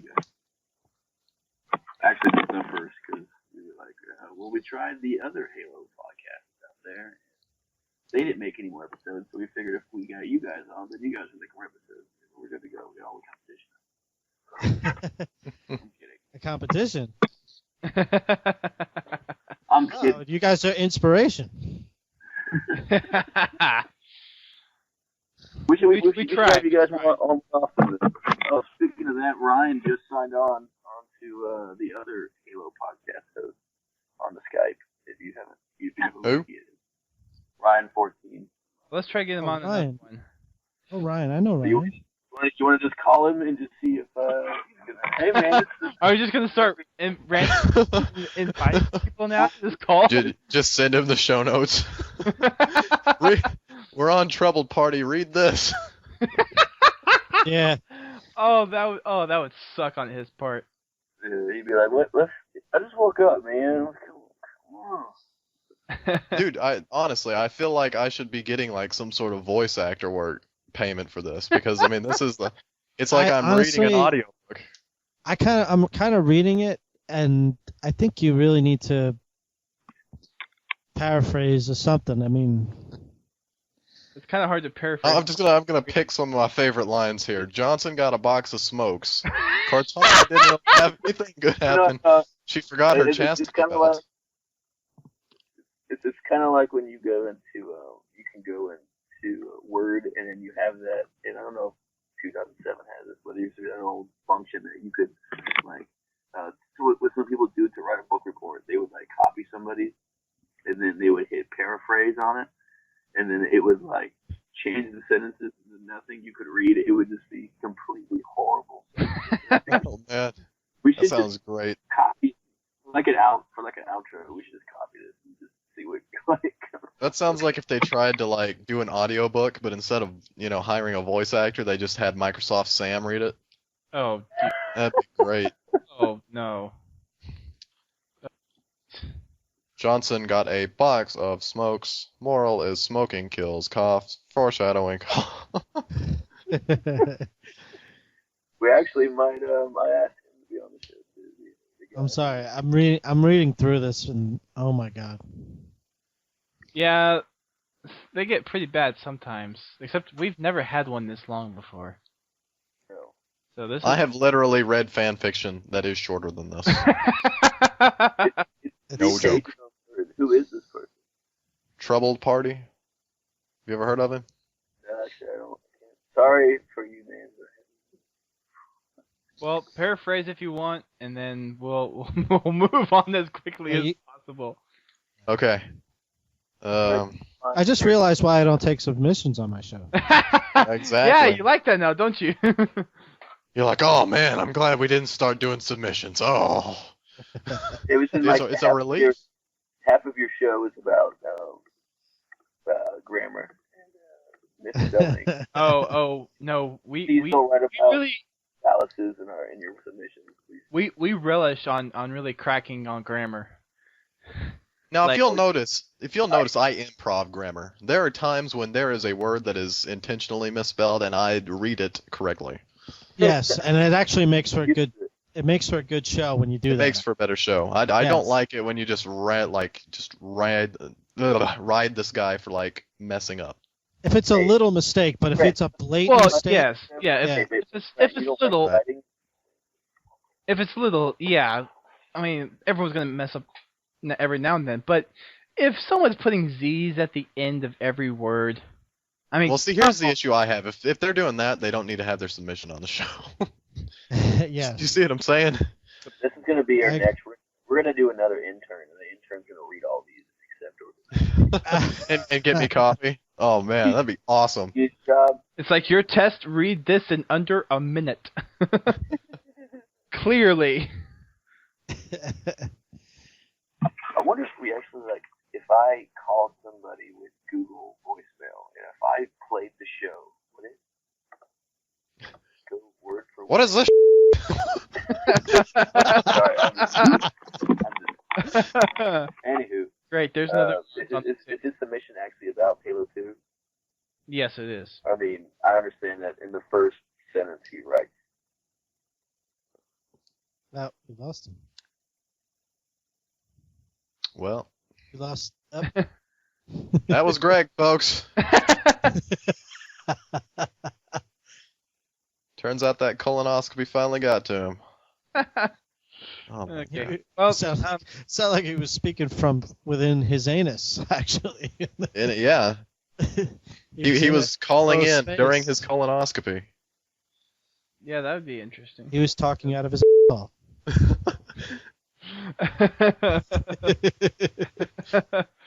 Wow. Oh, Okay. Man, I'm glad I don't have to get a colonoscopy today. Damn, already day. Yeah, indeed. As much as that as you want, go ahead and read through it, and then Okay. paraphrase as you I want. think of all the hype we just did, we have to just read the entire freaking thing. Yeah, just like round robin. No, if you need me to, I can read this whole thing. Unless Greg, I'm just saying, in the interest of We can time, popcorn. We can popcorn reading it. You would do that? trust me, I have read longer verses than this in class because, like, in English class, I actually enjoyed like doing the podcast voice and just reading through books and stuff. I mean, I can get through it, but You did. it's gonna take a while. Like, do people want to listen to 5 minutes of me reading this guy? That's the question. I mean, you have the. I think it's all in the way you read it. you have the. Do people want to listen to 5 minutes of me? Period. That's the bigger question. I've already been listening to you for 3 hours. I think it's okay. Well, if you're going to read the whole thing, I'm at least going to go grab a drink of water. All right, make a sandwich. Everybody take a Make a break. sandwich. Hey, Greg, how about them sandwiches? They're pretty good. Hey, actually, if you guys ever use Cha-Cha, the texting thing, you ask a question. No. My girlfriend texted it, "Who is GLewis?" and it texted her back, "The king of sandwiches." Nice. Okay. That's, Maybe he is the king of sandwiches. I have no doubt in my mind that there's I have probably been a small dumping. business. There's probably a tiny little sandwich shop called GLewis's, and he touts himself as the king of sandwiches. My wife calls me the king of sandwiches, actually. Oh, does she? I make a good sandwich. I don't know about you guys, but I make a great sandwich. Where you live at, Kete? Where you live at? New York, king of sandwich area. That's what they call Greg, the king of Queens. If I ever gotta make my way up there, I'm gonna need to get one of these sandwiches. Speaking of sandwiches, are you going to PAX Prime this year, Greg? We're gonna go together. how'd you make that connection? Where's that at? Seattle. It's up in Seattle. Yeah, cool. Yeah, we'll be there. Me and Brent, we're gonna be hanging out in the booth. Hanging out in the Podtacular booth, selling selling t-shirts. It's gonna be great. Yeah, we're We're gonna be chilling with the Rooster Teeth guys, Mega 64 dudes. If you guys go, I gotta go now. Let's do it. Let's make a week out. I've been looking into it. I can get round trip airfare and like hotel rooms for 4 nights for like $450. When is Whoa, it? whoa! Hold on, Brent. Hold on. How you doing this? What black market credit card do you have? Travelocity, dude, for real. Oh, I mean, it's not a great hotel, but I mean, it's It's like What- the what- Motel 6 that's next to SeaTac. I'm sure, Greg. I'm sure it's not as bad as your Best Buy perks. Yeah, we'll use your Best Buy perks, dude. If you're getting free, what is it? What Car do you get? insurance? HDTV? Like you get satellite television for free? Like you get leasing for free? Didn't they like co-sign on your like apartment lease or something? Oh boy. I got percentages off for being a preferred employee. 25% off at Condoms RS or whatever. Condoms. No, we're not going there. We're not going. Brent, the kids show. Dude, we're going there if you guys come to Dallas again. Oh, jeez. I think this could be an emoji down. I I'm drive. sorry. We're getting into in there jokes two now. times a We're year. getting into in jokes. We need to leave this and start reading Trouble Party, because if not, we're going to be up at like 3 in the morning. I got class in the morning too. All right. Class in the All right. morning. Key. Here we go. 3, 2, 1. And now to read from the Fabled Tales of Troubled Party. Hey, it's Troubled Party, your flight attendant here to bring you the super fantastical basic rundown of the Halo 2 campaign for all you newbies that haven't played the game. This should be read first in order to allow the newer fans to understand the context of the other submissions. This also shoots for the longest submission ever, Smiley. No kidding. You ain't kidding. Okay, that was a test. If the person reading this said smiley face or flat out ignored it instead of saying :D, then he must give up rank and pass his title on to the next man in line. Well, I'm not going to do that, so you can kiss my ass. If not, Oh. then you have passed my test and now get to savor the amazing story that is about to unfold. Okay, so you see this sexy elite, aka Captain Splitjaw, walk into High Charity with some sexy golden armor. You could see he was sad, but he was trying to explain to the prophets, which are basically old grandpas in their wheelchairs that float, that the Covenant race was not at fault when the humans took over the ring and destroyed it. But the grandpas decided that he was wrong and called him a heretic, and took away his pretty gold armor, which was fashionably unwise, seeing what they were wearing. Somebody please call what not to wear. Anyway, they blame him that the great journey would happen with Elrond. Then it shows that the Master Chief was Sergeant Johnson getting medals. Lord Hood gives the medals as we are introduced to Commander Miranda Keys, the hottest... No, I'm joking. Commander... Oh, boy. Wow. daughter who received an award for her father's behalf. I think it was most bad way to die from Master Chief, which must have been traumatizing knowing Master Chief was next to her. But she played it off well. Guess it's a woman thing. Do you know about that, G? Yeah, it's, yeah. I mean, let's see again. Okay. Then the Covenant come to a party crashers, and Mater Chief didn't want any of that, so he killed them. Then took a sea urchin bomb and blew it up. However, in the urchin explosion, a Covenant cruiser takes the grandpas of regret to New Bombasa in Kenya. I'm assuming the grandpa regrets that he could never fun fast and plans to kill the Kenyans. That's another story. So Master Chief heads to Earth and kicks butts in the best level in Halo history, and then fights a spidery thing. Don't worry, he could have taken the spider. He made a Spider banshee. thingy. Just so I do believe that is the best level. Okay. This is the best. This is You want keep me to be going. next? Okay, I'm gonna keep going. But then Grandpa of Regret knew Master Chief was coming and space jumped, which is like teleporting, except everything dies around you. Poor Kenyans couldn't run fast enough. Curse you, Grandpa of Regret. Curse you. Then the Master Chief gets pissed and decides to take out the Grandpa of Regret while Johnson got lost in his walkthrough and needs to find the index which helps him get to the next Halo, which is exactly the same as the first. I guess the Forerunners like to Control-C and Control-V, which is copy and paste for the less technical among you. We meet up with the Hierarchs, which say he isn't a heretic, but still blame him for Halo's downfall. They then offer him a job, and you know what they say. Give a man a job, and he'll work the rest of his life. You give him a job, a man, and you have accomplished nothing. The job is the position of the Arbiter, which is basically a hitman, so they tell him to kill a heretic that likes holograms a little too much, which is a criminal offense. Then the Splitjaw meets 343 Guilty Spark, which suffers from multiple personality disorder, but Captain Splitjaw liked him anyway. Then some other boring stuff happens, so the Continent rushed to the new Halo to answer Grandpa Regret's call, although we all know that he should have just texted, but seeing as a grandpa, he barely knows how to work the dang thing. The Master Chief got there first, however, and kills him by punching him in the face while riding on his wheelchair, so Miranda Keyes needs to give her medal back. Grandpa Regret clearly deserves it now.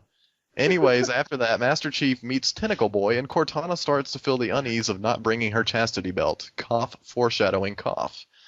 Grandpa Regret's death makes the alien races pissed off, and they take the elites and tell them that the years of warding the humans into piles of ash is not good enough anymore, and decide to give the job to the fantastic Jerome impersonator, Tartarus, who holds a banhammer beta that duels as a magnet. Chick magnet, that is. Boom. I don't get this. Is he trying to say bound? Boom, chicka, wow. Yeah, boom, boom.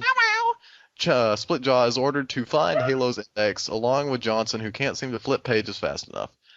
Then Tartarus tells Splitjaw that he is supposed to kill off the elite species for outfashioning the rest of the Covenant, as he throws Splitjaw down a hole, just like the "this is Sparta" moment. Then Tentacle Boy introduces Master Chief and Splitjaw, and explains to Splitjaw that the Great Journey will kill all the Flood. Yes, all their noms, humans, Covenant, hot dogs, Oreos, you name it, it's gone. Then Gravemind sends Splitjaw and Master Chief to stop the Great Journey. Master Chief looks to find the Grandpa of Truth and leaves Cortana behind, although you really don't need her. All she is an overly snobby version of Navi, and we all know how great she was to be around. Anyway, she said she will explode High Charity if Tartarus activates the new Halo. Splitjaw gets some Covenant to kick some brute butt and eventually meet up with Tartarus and tell him that the world needs now is love, sweet love, because it's the only thing that they're just too little of. Tartar Sauce, however, says screw that and activates the ring, while Johnson and Master Chief shake and bake and kill Tartarus, while Miranda takes the blue uranium key out of the machine. But instead of turning off the rings, they just go to the safe, statish place and need to be activated at the Ark. Hood asks what the Master Chief what is going to do, and he says finish the fight. At this point, I threw my controller through my parents' TV and yelled towards the heavens in an angry rage, "Why must you do this to me?" Then I went on live and lost what I learned in school. Smiley face. On the upside, Master Chief went on the Xbox 360 with record-breaking sales. Moral is if you're a cyborgy person with guns, you rock. Splitjaw learned to cope with his facial structure and is now working for Vogue magazine. Moral is if life gives you lemons, you squirt them into life's eyes and tell them to get it right or bad things will happen. Johnson got a box of smokes. Moral is smoking kills, cough, foreshadowing. Tartarus's personal diary was found by his time-traveling son and held the secret to tartar sauce, which he told Big Below the Path. Moral is manhammers don't get you paid, then they get you laid. Cortana didn't really have anything good happen. She forgot her chastity belt. Cough, cough. Moral is you can figure it out. Grandpa Mercy got to live for mercy. Moral is you choose your name wisely. And my moral is you have to write a paragraph, make sure that it's funny, or else everyone will cry, and no one wants that. Bleep bloop achievement unlocked, world's longest submission. I deserve that achievement, in fact. Trouble party out. Are you kidding me? That was awesome. Enough for you that you had to read it. Oh, no, listen to it was amazing. Yeah. I'm sorry. My mind hurts. I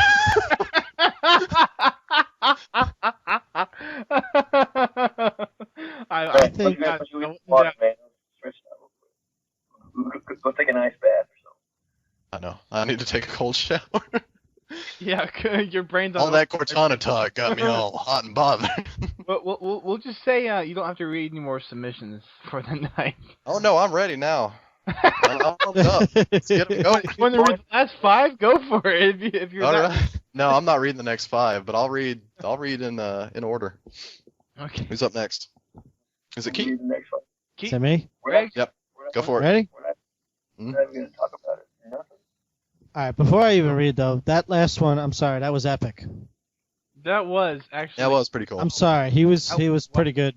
Pretty good. I mean, very comedic. We all laughed, and I'm sure everyone that listened just laughed. I know they laughed it up. I think that should be printed somewhere in another Halo Evolutions book or something. The show notes at least. Yeah. If you ever wanted to like a plot synopsis of Halo 2, just read that. You know what I'm gonna do? Needs to be. Well, I want to send this. I'm going to send this to that exact submission. I'm going to send it to Hottie McBloggy. I'm going to tell her to post it. Should we clean it up first? Go for it. No, for her site? You don't have to clean it No. up. Yeah, not for No, her. I'm just saying for troubled party's sake, No. just to just to save him the pain. I mean, there was only one bad thing in there that really caught me. The Yeah, spelling there correct. was a little bit of so. But I mean, it wasn't awful. It wasn't the worst submission we've ever gotten by. I mean, as far as grammatic and spelling errors. Gamanin. Oh man, I'm all tongue-tied now. He was totally rambling, like he was really going off, but I think that needs to be shown. The world needs to know. The world needs to know about that. That was incredible. What happened to your day? Well, it needs to be like people need to see someone's take on the Halo 2 campaign. Like that. Right. It's unbelievable. That I don't know. That is definitely classic. I think. Classic and unique. Yes. That was pretty cool. Okay. I think Stuff. good adventure. I'll read the Gamer 28. Okay, go for it. Hey, Podtac, it's, well, with a Halo 2 campaign submission, I'm thinking while I'm doing the submission, I might ramble on like I am now. So I'm going to say something right now. Your submissions, you guys, they love to ramble. Yeah, most yes, they do. And they most love of- to keep on fragging trucks. because maybe the way we read it. Most of you are probably thinking, get on with it. Still rambling, moving on. So I was on some level that I had completely forgotten what it's called, but I got so far out of the map that when the hunter shot at me and the shot hit the barrier in front of me and stopped. Another time when I broke. Where you going the sentence there, bud? I know it's just another time. I'm not good at reading anyway. It's not your. Another time when I broke into a wraith on the level with all the snipers in the forest and a lot of landforms, and destroyed Sergeant Johnson and his Gauss Warthog. He yelled something that sounded Spanish and died. I shot everyone else, and somehow I just blew up. I might submit another one. Which if I do, you'll read it before this one, because if I have more, but I can't remember. Um, That post made no sense, but it was hilarious. I'm pretty aware that like most of the people that submit these posts do it while they're doing something else. Yeah. They're in class or something. Or They're not focused. doing it Yeah. on turlet, or they're doing it in class on their iPhone. yeah, they're like sitting in math class, just like, what can I submit today? That's good stuff. You know what? These are so good. I might start doing submissions. It's not your fault. It's generally the fault of the submitter. Right. Do I get the next one? Sure. Go for it. All right, we got Kyle Nichols. So I'm guessing that's how you say it, and I'm just his name, just so you guys know for future His reference. name's Nichols. Don't tell us your names. I guess the gamer tag his name's Twister. But anyway, Yeah, he's. whenever he's, Oh yeah, Yeah. I remember names. Yeah. I started playing through the Halo 2 campaign again on normal, and just like Halo Combat Evolved to Halo 3, once I get the first level, once I get to the first level with the Flood, I just want to cut my Xbox off and quit playing. I kind of agree, but I like the library. Right now, I'm on a level where you play as the Arbiter, and you're on the big floating Forerunner elevator going underground. This level is such a pain, but I still love it. Loading elevator. What? I think this one he's going up that big elevator's turning. It's Oh. speed on. Oh, okay. Then we go under Yeah. the lake there. I know what you're talking about. Okay. Flood constantly jumping down on me from above. Me always trying to predict the locations and failing every time. Some games are frustrating in a good way, and Halo 2 is certainly one of those games. That reminds me, when you get to that part, I tried to, like on the sides, you can jump on the little platforms. I tried to go all the way down to where the platform was, but there was actually a death barrier, Oh, like 10 feet above where the landing was. Like, I managed to get down there without dying, but there was a death barrier. It's like, no! there's some there's some kind of load before you get to it. Well, I always try to, like, when I'm going back and replaying, like, for like when I reinstall my computer, I'll go back and try to play through campaigns as quickly as possible just to get through it and get all the access back. So like for Halo 2 Vista, I tried to jump down there with a quick run, and turns out you can't really do that because of the death bear. Why would you want to? Oh, so you can save. You can keep the save. Well, so I can just get through it quicker and unlock the levels. It's a speed run, really. How fast you managed to beat it? Well, I was doing it on heroic because normal's too. Oh, normal's too easy for me, but Fimo plays on easy. It probably took me a few hours. Okay. I can't say I've ever tried to go fast through them, but thanks for the submission. Names listed. Yep. Appreciate it. Thank you. Next one we have is from Distef117. He writes, "Hey guys, it's Distef117 with the Halo 2 campaign Tale from the Foxhole. Yes. I was playing on Cairo Station, the first mission. I was looking out the big glass wall in the first hangar and was watching the station explode, and my game lagged out, and when I could see it again, I was outside in space and could walk around. It was really cool. Keep on fragging noobs who live on purple Twinkies and eat fart... Oh, here we go. Eat fart juice out of their belly button. Also, the atomic nuclear bomb for mass destruction. That... kill anything that is long and eatable." I thought we could get through an entire show without one of those. I thought we could too, and obviously we didn't. That was the only one in here, and he had to do it. Yeah. Oh, man. Good job. Well, he lagged out in a campaign. Yeah, that is pretty interesting. It is weird. Maybe we should have caught it right there. Yeah. Yeah, maybe that was it. Maybe that was the indicator that we shouldn't have kept reading that. Yeah. That's okay. Oh well. I need to eat some fart juice right now. I know. Drink some fart juice. Oh, God. All right, moving on to Bomb 116. You got a nice Hey, short guys. one here. I know. It feels Yeah. good for once. It's like a relief. Hey guys, it's my first submission for the regular show. Ever since I have been old enough to comprehend Halo, I have wondered how the Flood survived the Halo event. If you could answer this, it would be much appreciated. Keep on fragging noob tubers with red dots. Yeah, Am I supposed to be taking this? The Flood survived the Halo. Well, they did. That wasn't the Flood in That's- its entirety. But it was a good majority of...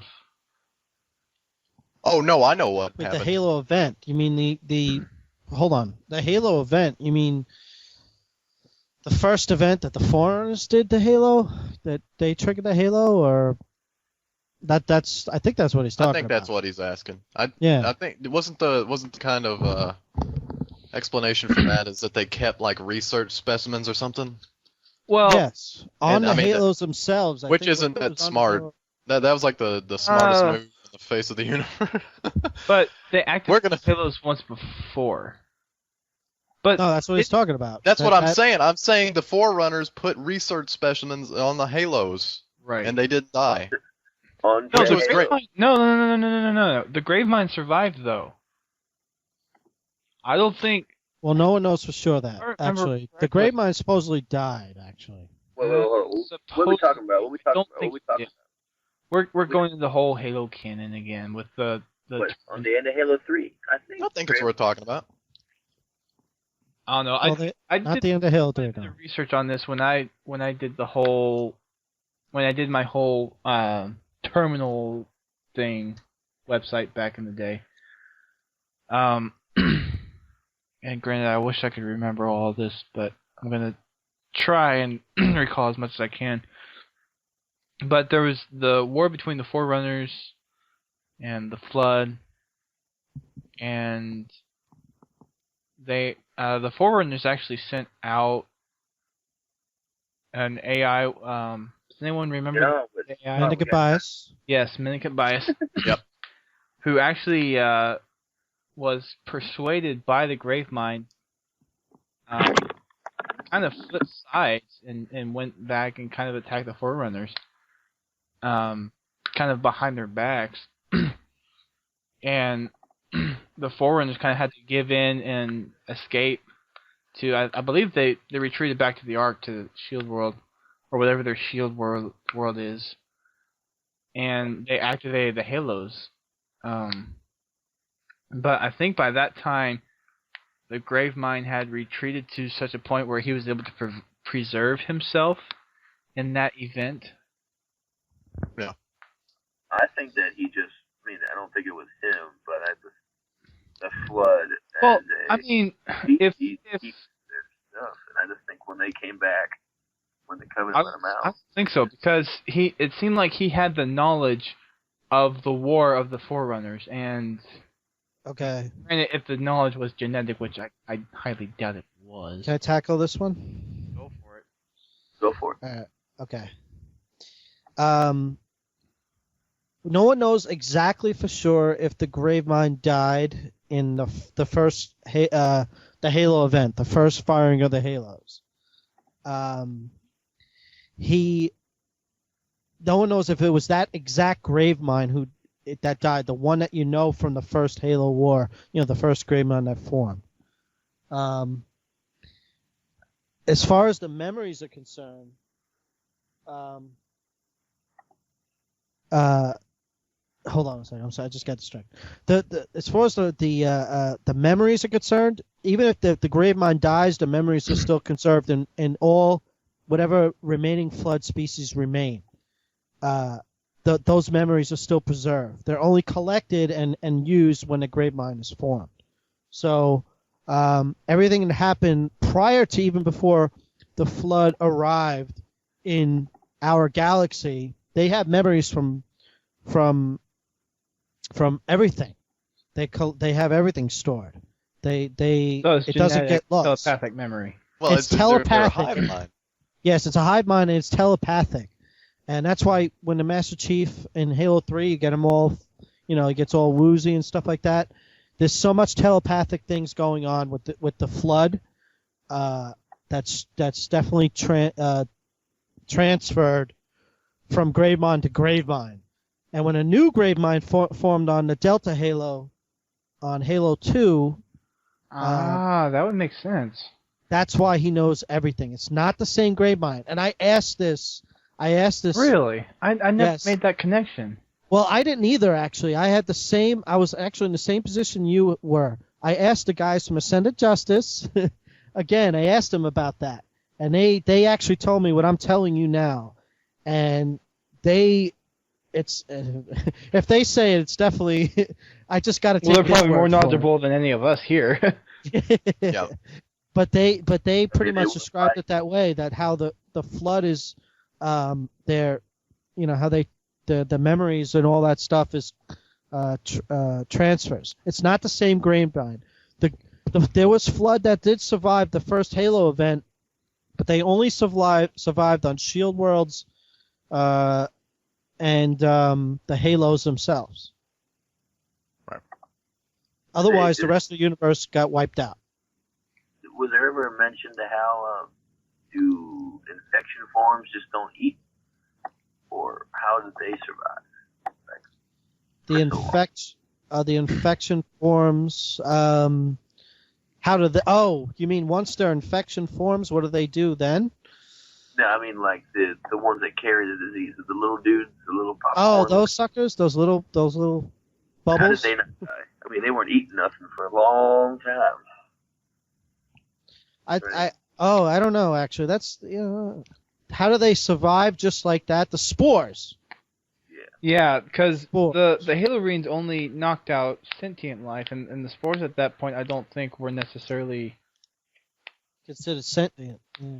right. And I think there are also small kind of like microorganism flood things Yeah. that were kind of like maybe part of the hive mind, kind of on a lower level, but were, I guess, technically small enough to really not be wiped out. Well, you know what it is? If they just exist, say they exist, or maybe they don't die out, maybe they incubate, maybe they just hang around. but they only can, like, the flood can only prosper or grow when they have anything of a certain mass. Right. So if those things, whether they hang around like little, and I guess they do, because they just sit there on these rings from hundreds of thousands of years, still alive, not without anybody on them, or maybe that's something that hasn't been answered yet. Maybe Oni has the question, the answer. That's what I was about to say. That's a question only Oni has the answer to. But that's what exists out there right now as far as information. And See, I think that the only reason why I was able to talk intelligently about that is because I just did with my last show, and those guys I just talked to. Otherwise, I don't know what the I'm talking about. See, I think this offers up a good opportunity for Halo to do a crossover with Star Wars, where they basically answer that question. See, Anakin Solo from the Star Wars extended universe. Oh no. He went back in time, but he didn't Let's just go there. back in time. He jumped dimensions. So now he's in the Halo universe, but he actually fed the little infection forms like beef jerky. And And midichlorians. beef jerky kept them alive for the thousands upon thousands of years that they were Really? waiting Jerky. on the Halos. Midichlorians. Yeah, the midichlorians. But the midichlorians are in the beef jerky. Yep. That's how they came to stay alive. But see, the reason that Anakin Solo had to do that is because he knew that those events would ultimately lead to the Spartan program being created, and then the Spartan program would go on to create the Master Chief, and Master Chief has to jump back into the Star Wars universe to help Anakin Solo finish off the Empire. That's even better than Trouble Party submission right there. It's not better. It's canon. I can It's guarantee it. Oh yeah.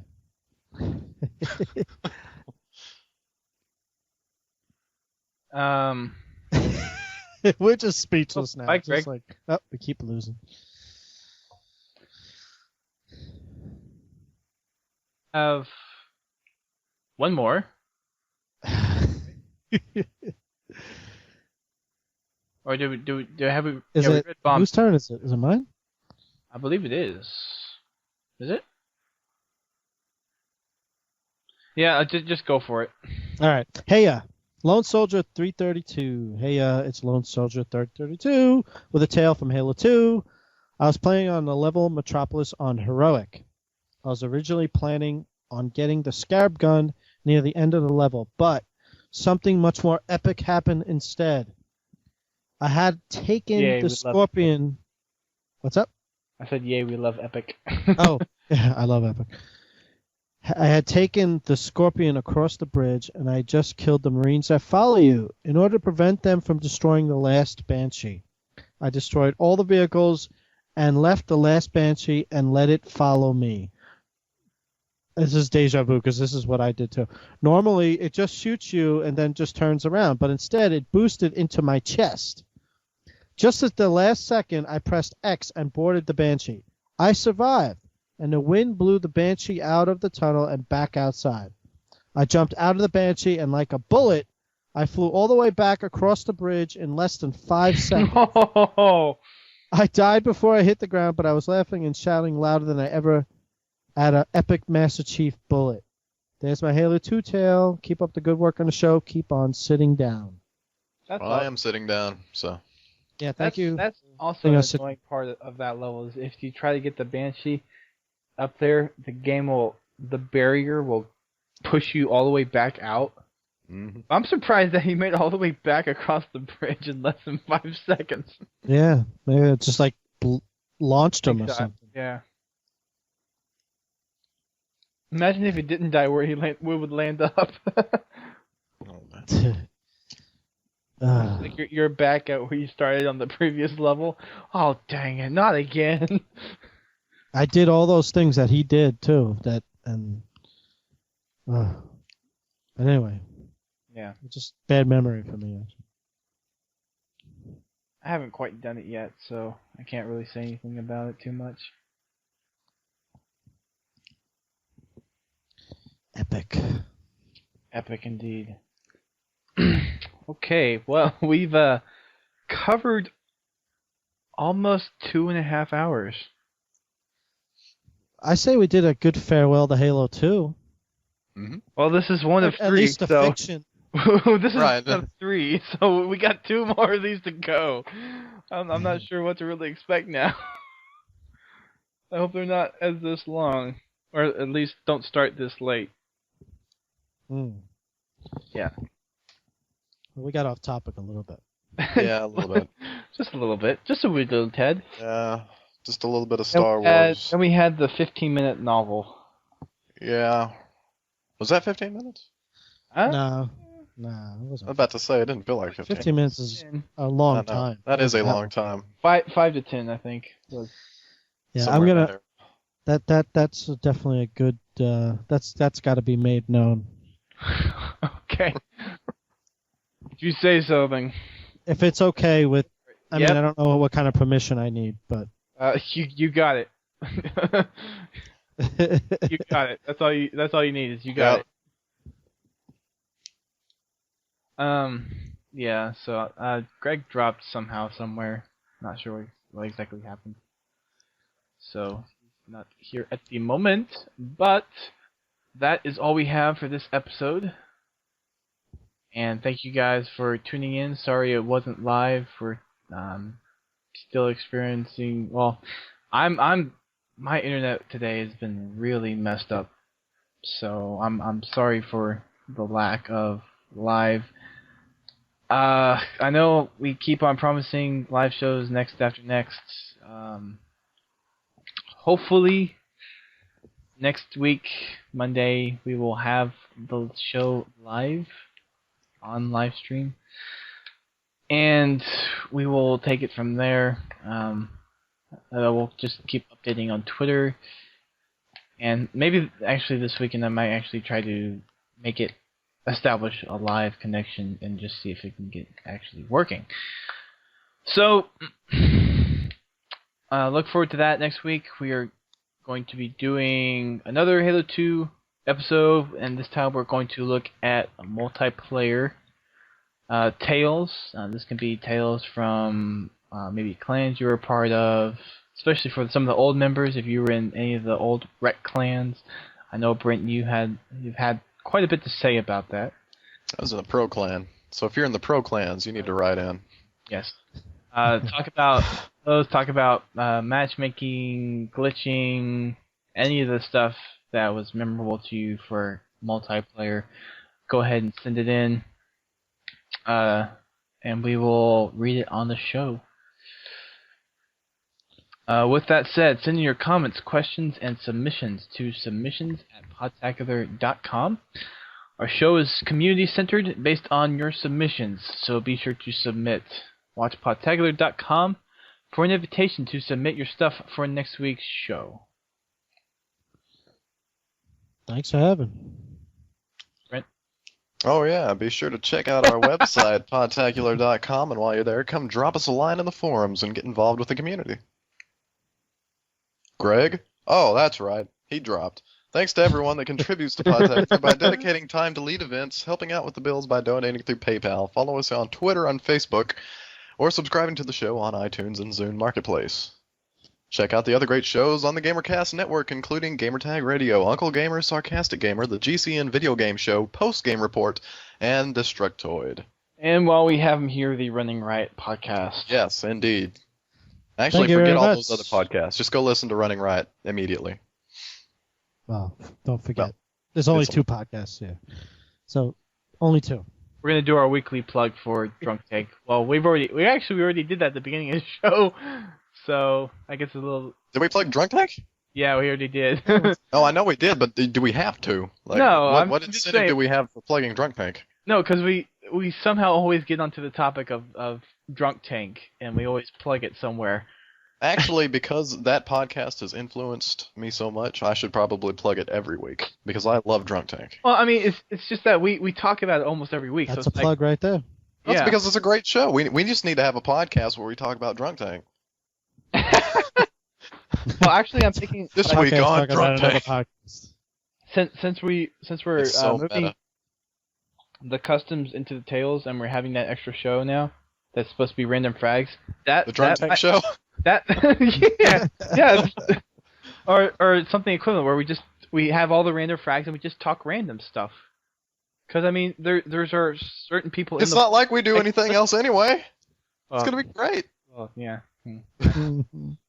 This time it's legitimized because it's gonna be the random show. Yes. Where all the random frags will be instead of littered out through every single show. So, and that'll probably be the longest show out of the rotation. But I've noticed that random frags aren't as random as they are just absurd. and they're the keep on fragging trucks, which I mean, Quit it. here's the lowdown on the fragging trucks, guys. There's Just quit it. well, not necessarily quit it. Keep it short and simple. Nothing too long. If it's more than 3 lines in the submission window that you get, or 2 lines if you're typing up in like Gmail or Word, it's long enough. Okay? So just leave it short and simple, sweet. I mean, make it funny. If your final sentence is longer than 4 words, I will not read it. You Well, heard it right I there. refuse to read it from now on. okay. Keep on fragging trucks. That means all I have to do is like No, I'm joking. I'll read it. apply to it. And that's the last sentence. But yes, just try to keep them short and simple, and nothing too out there, dramatic. Yeah.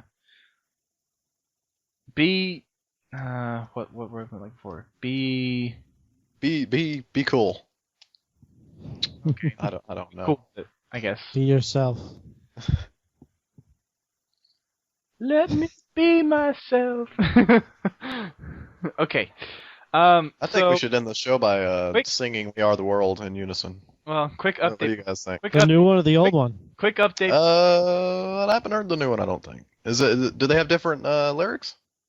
It's somewhat. Uh, No, actually, it's the same lyrics, I think. Well, I don't know the song, and I actually have a quick. Except it's in harmonic or something, or the harmonizer. Oh, I thought you meant- Yeah, the world. Auto tune. We are the world. Yeah. That's Okay. it. Sorry about that. Okay, but yeah, quick announcement. We are in the middle of moving the site over to a different host. We're actually moving back to our old host, DreamHost, Oh yeah. or a dedicated VPS, and hopefully that will be more favorable to an IRC, and everything will actually load appropriately now. I'm slowly moving stuff over, testing stuff out, making sure everything's going to work. The final move is probably going to happen sometime next week, like Monday, Tuesday-ish. I got a lot of work ahead of me this weekend, making sure everything is in order and ready. So, along with that, we are actually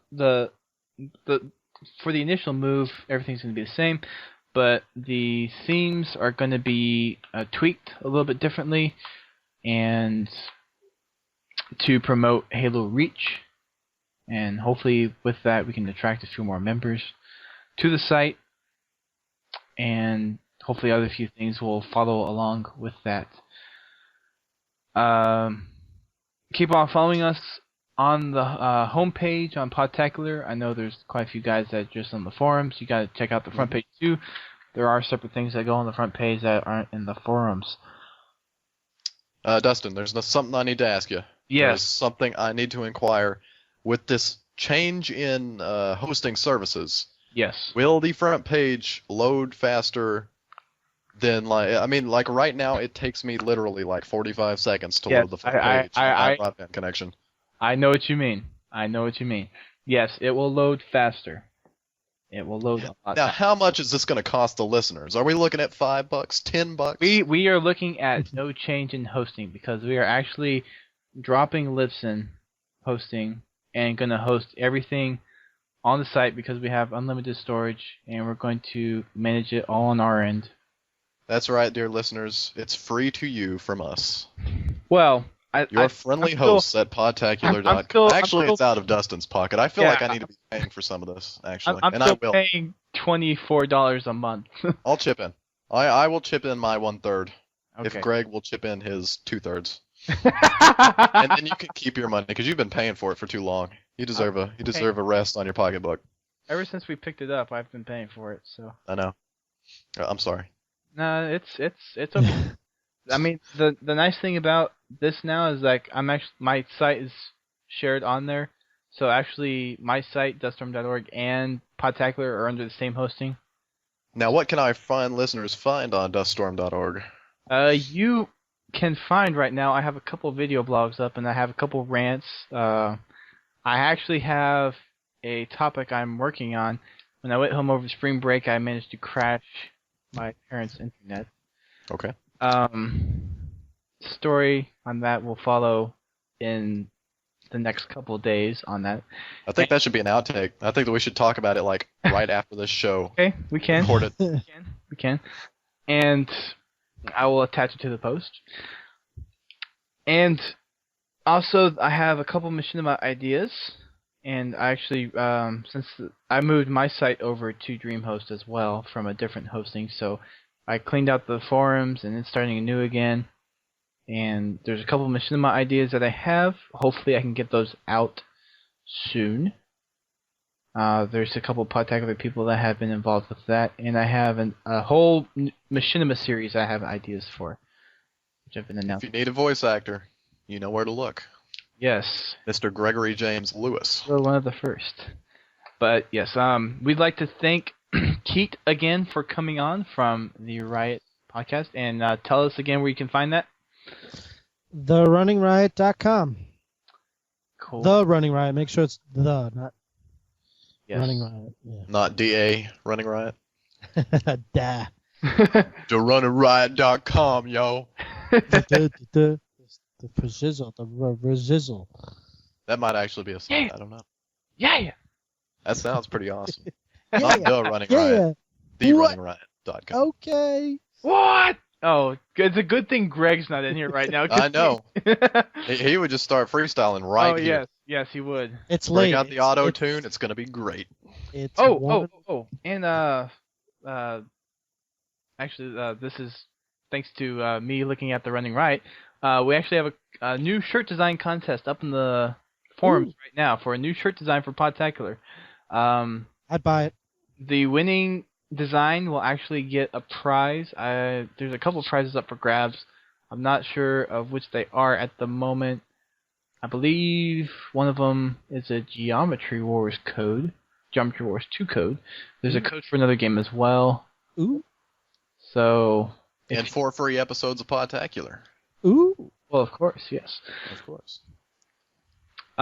There will be a 2 picks, a staff pick and a community pick, both of which will be designed and offered in the Spreadshirt store once the contest is over. Ooh. You remember back when we had in our I don't remember if it was Spreadshirt or not. It might have been Cafe Press, but we back when the original Podtacular store had pink underwear that I'm a tidy whities that say Gay Marine on it. I'm a Gay Marine. Yes. Yep. That's still in there, I think. Are they still in there? I think Can I buy those today? it's an old entry. I'd have to ask Crunk and see if he. That sounds like the greatest college prank of all time. Running around in those. Oh. Nice. Only those. Oh. Nice. Oh. Okay. No. Very nice. No. Nah. Bad images in my head. This is incriminating. No, I would never do that. Actually, I lack the mortal fortitude to do that. I'd be too embarrassed. Yeah. Okay. Cool. Well, thanks to everyone for listening in. Sorry for the 2-week delay. Did have a good break. Yeah. Can I just say something about Yes. PAX East? Yes. Please do. So so this weekend, or I don't know when this will be This will be posted. this will be released by Friday. Okay, by Friday. So all right. So that Saturday, I'm going to be live at PAX East. So the RunningRiot.com will be live at PAX East. I'll be announcing tomorrow, which will be a Thursday, but you won't hear it unless you go back in time with a DeLorean. Some garbage in the. Gotta hit 88. But anyway, for Saturday, you'll see it. So when you hear this Saturday, go to therunningriot.com, hear about details. We're going live. So when we're going live, you have to follow us on Twitter. All the information will be right there at therunningriot.com. Excellent. Nice. I'm still so jealous. I And want we to go to PAX East so bad. Yeah, I'm excited. I sell T-shirts too. Excellent. Cool. Might have to get one of those.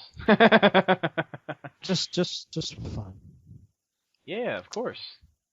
I've got a feeling they might sell better than our I'm a Gay Marine panties. I don't know. Yeah, they might. I might add that to mine. Okay. I might steal that idea. Okay. Dustin's gonna sue. He'll do it. Nah. He'll do it. I'm too nice. Nice. We gotta pay for that sweet hosting service. Yeah, no kidding. Wait, what hosting service? Okay.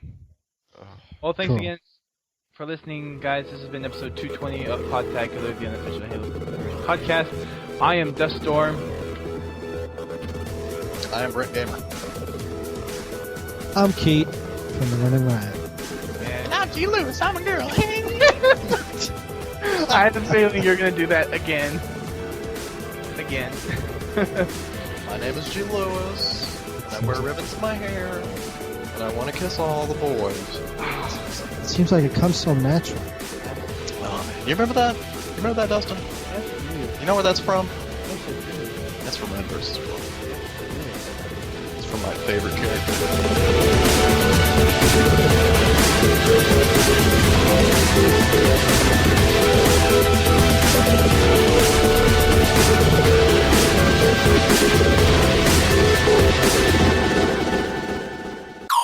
This week on the GamerCast Network. The End begins with episode 95 of the post-game report. This week it's all about God of War 3. On Sarcastic Gamer Pink, Harlequin and Jax cover the Blur beta, good movie games, and male and female male. Halo 2, what's that? Podtacular takes a look back at its roots before Halo 2 on Live finally kicks the can. Discover the community that brings you all these great podcasts and more at GamerCastNetwork.com.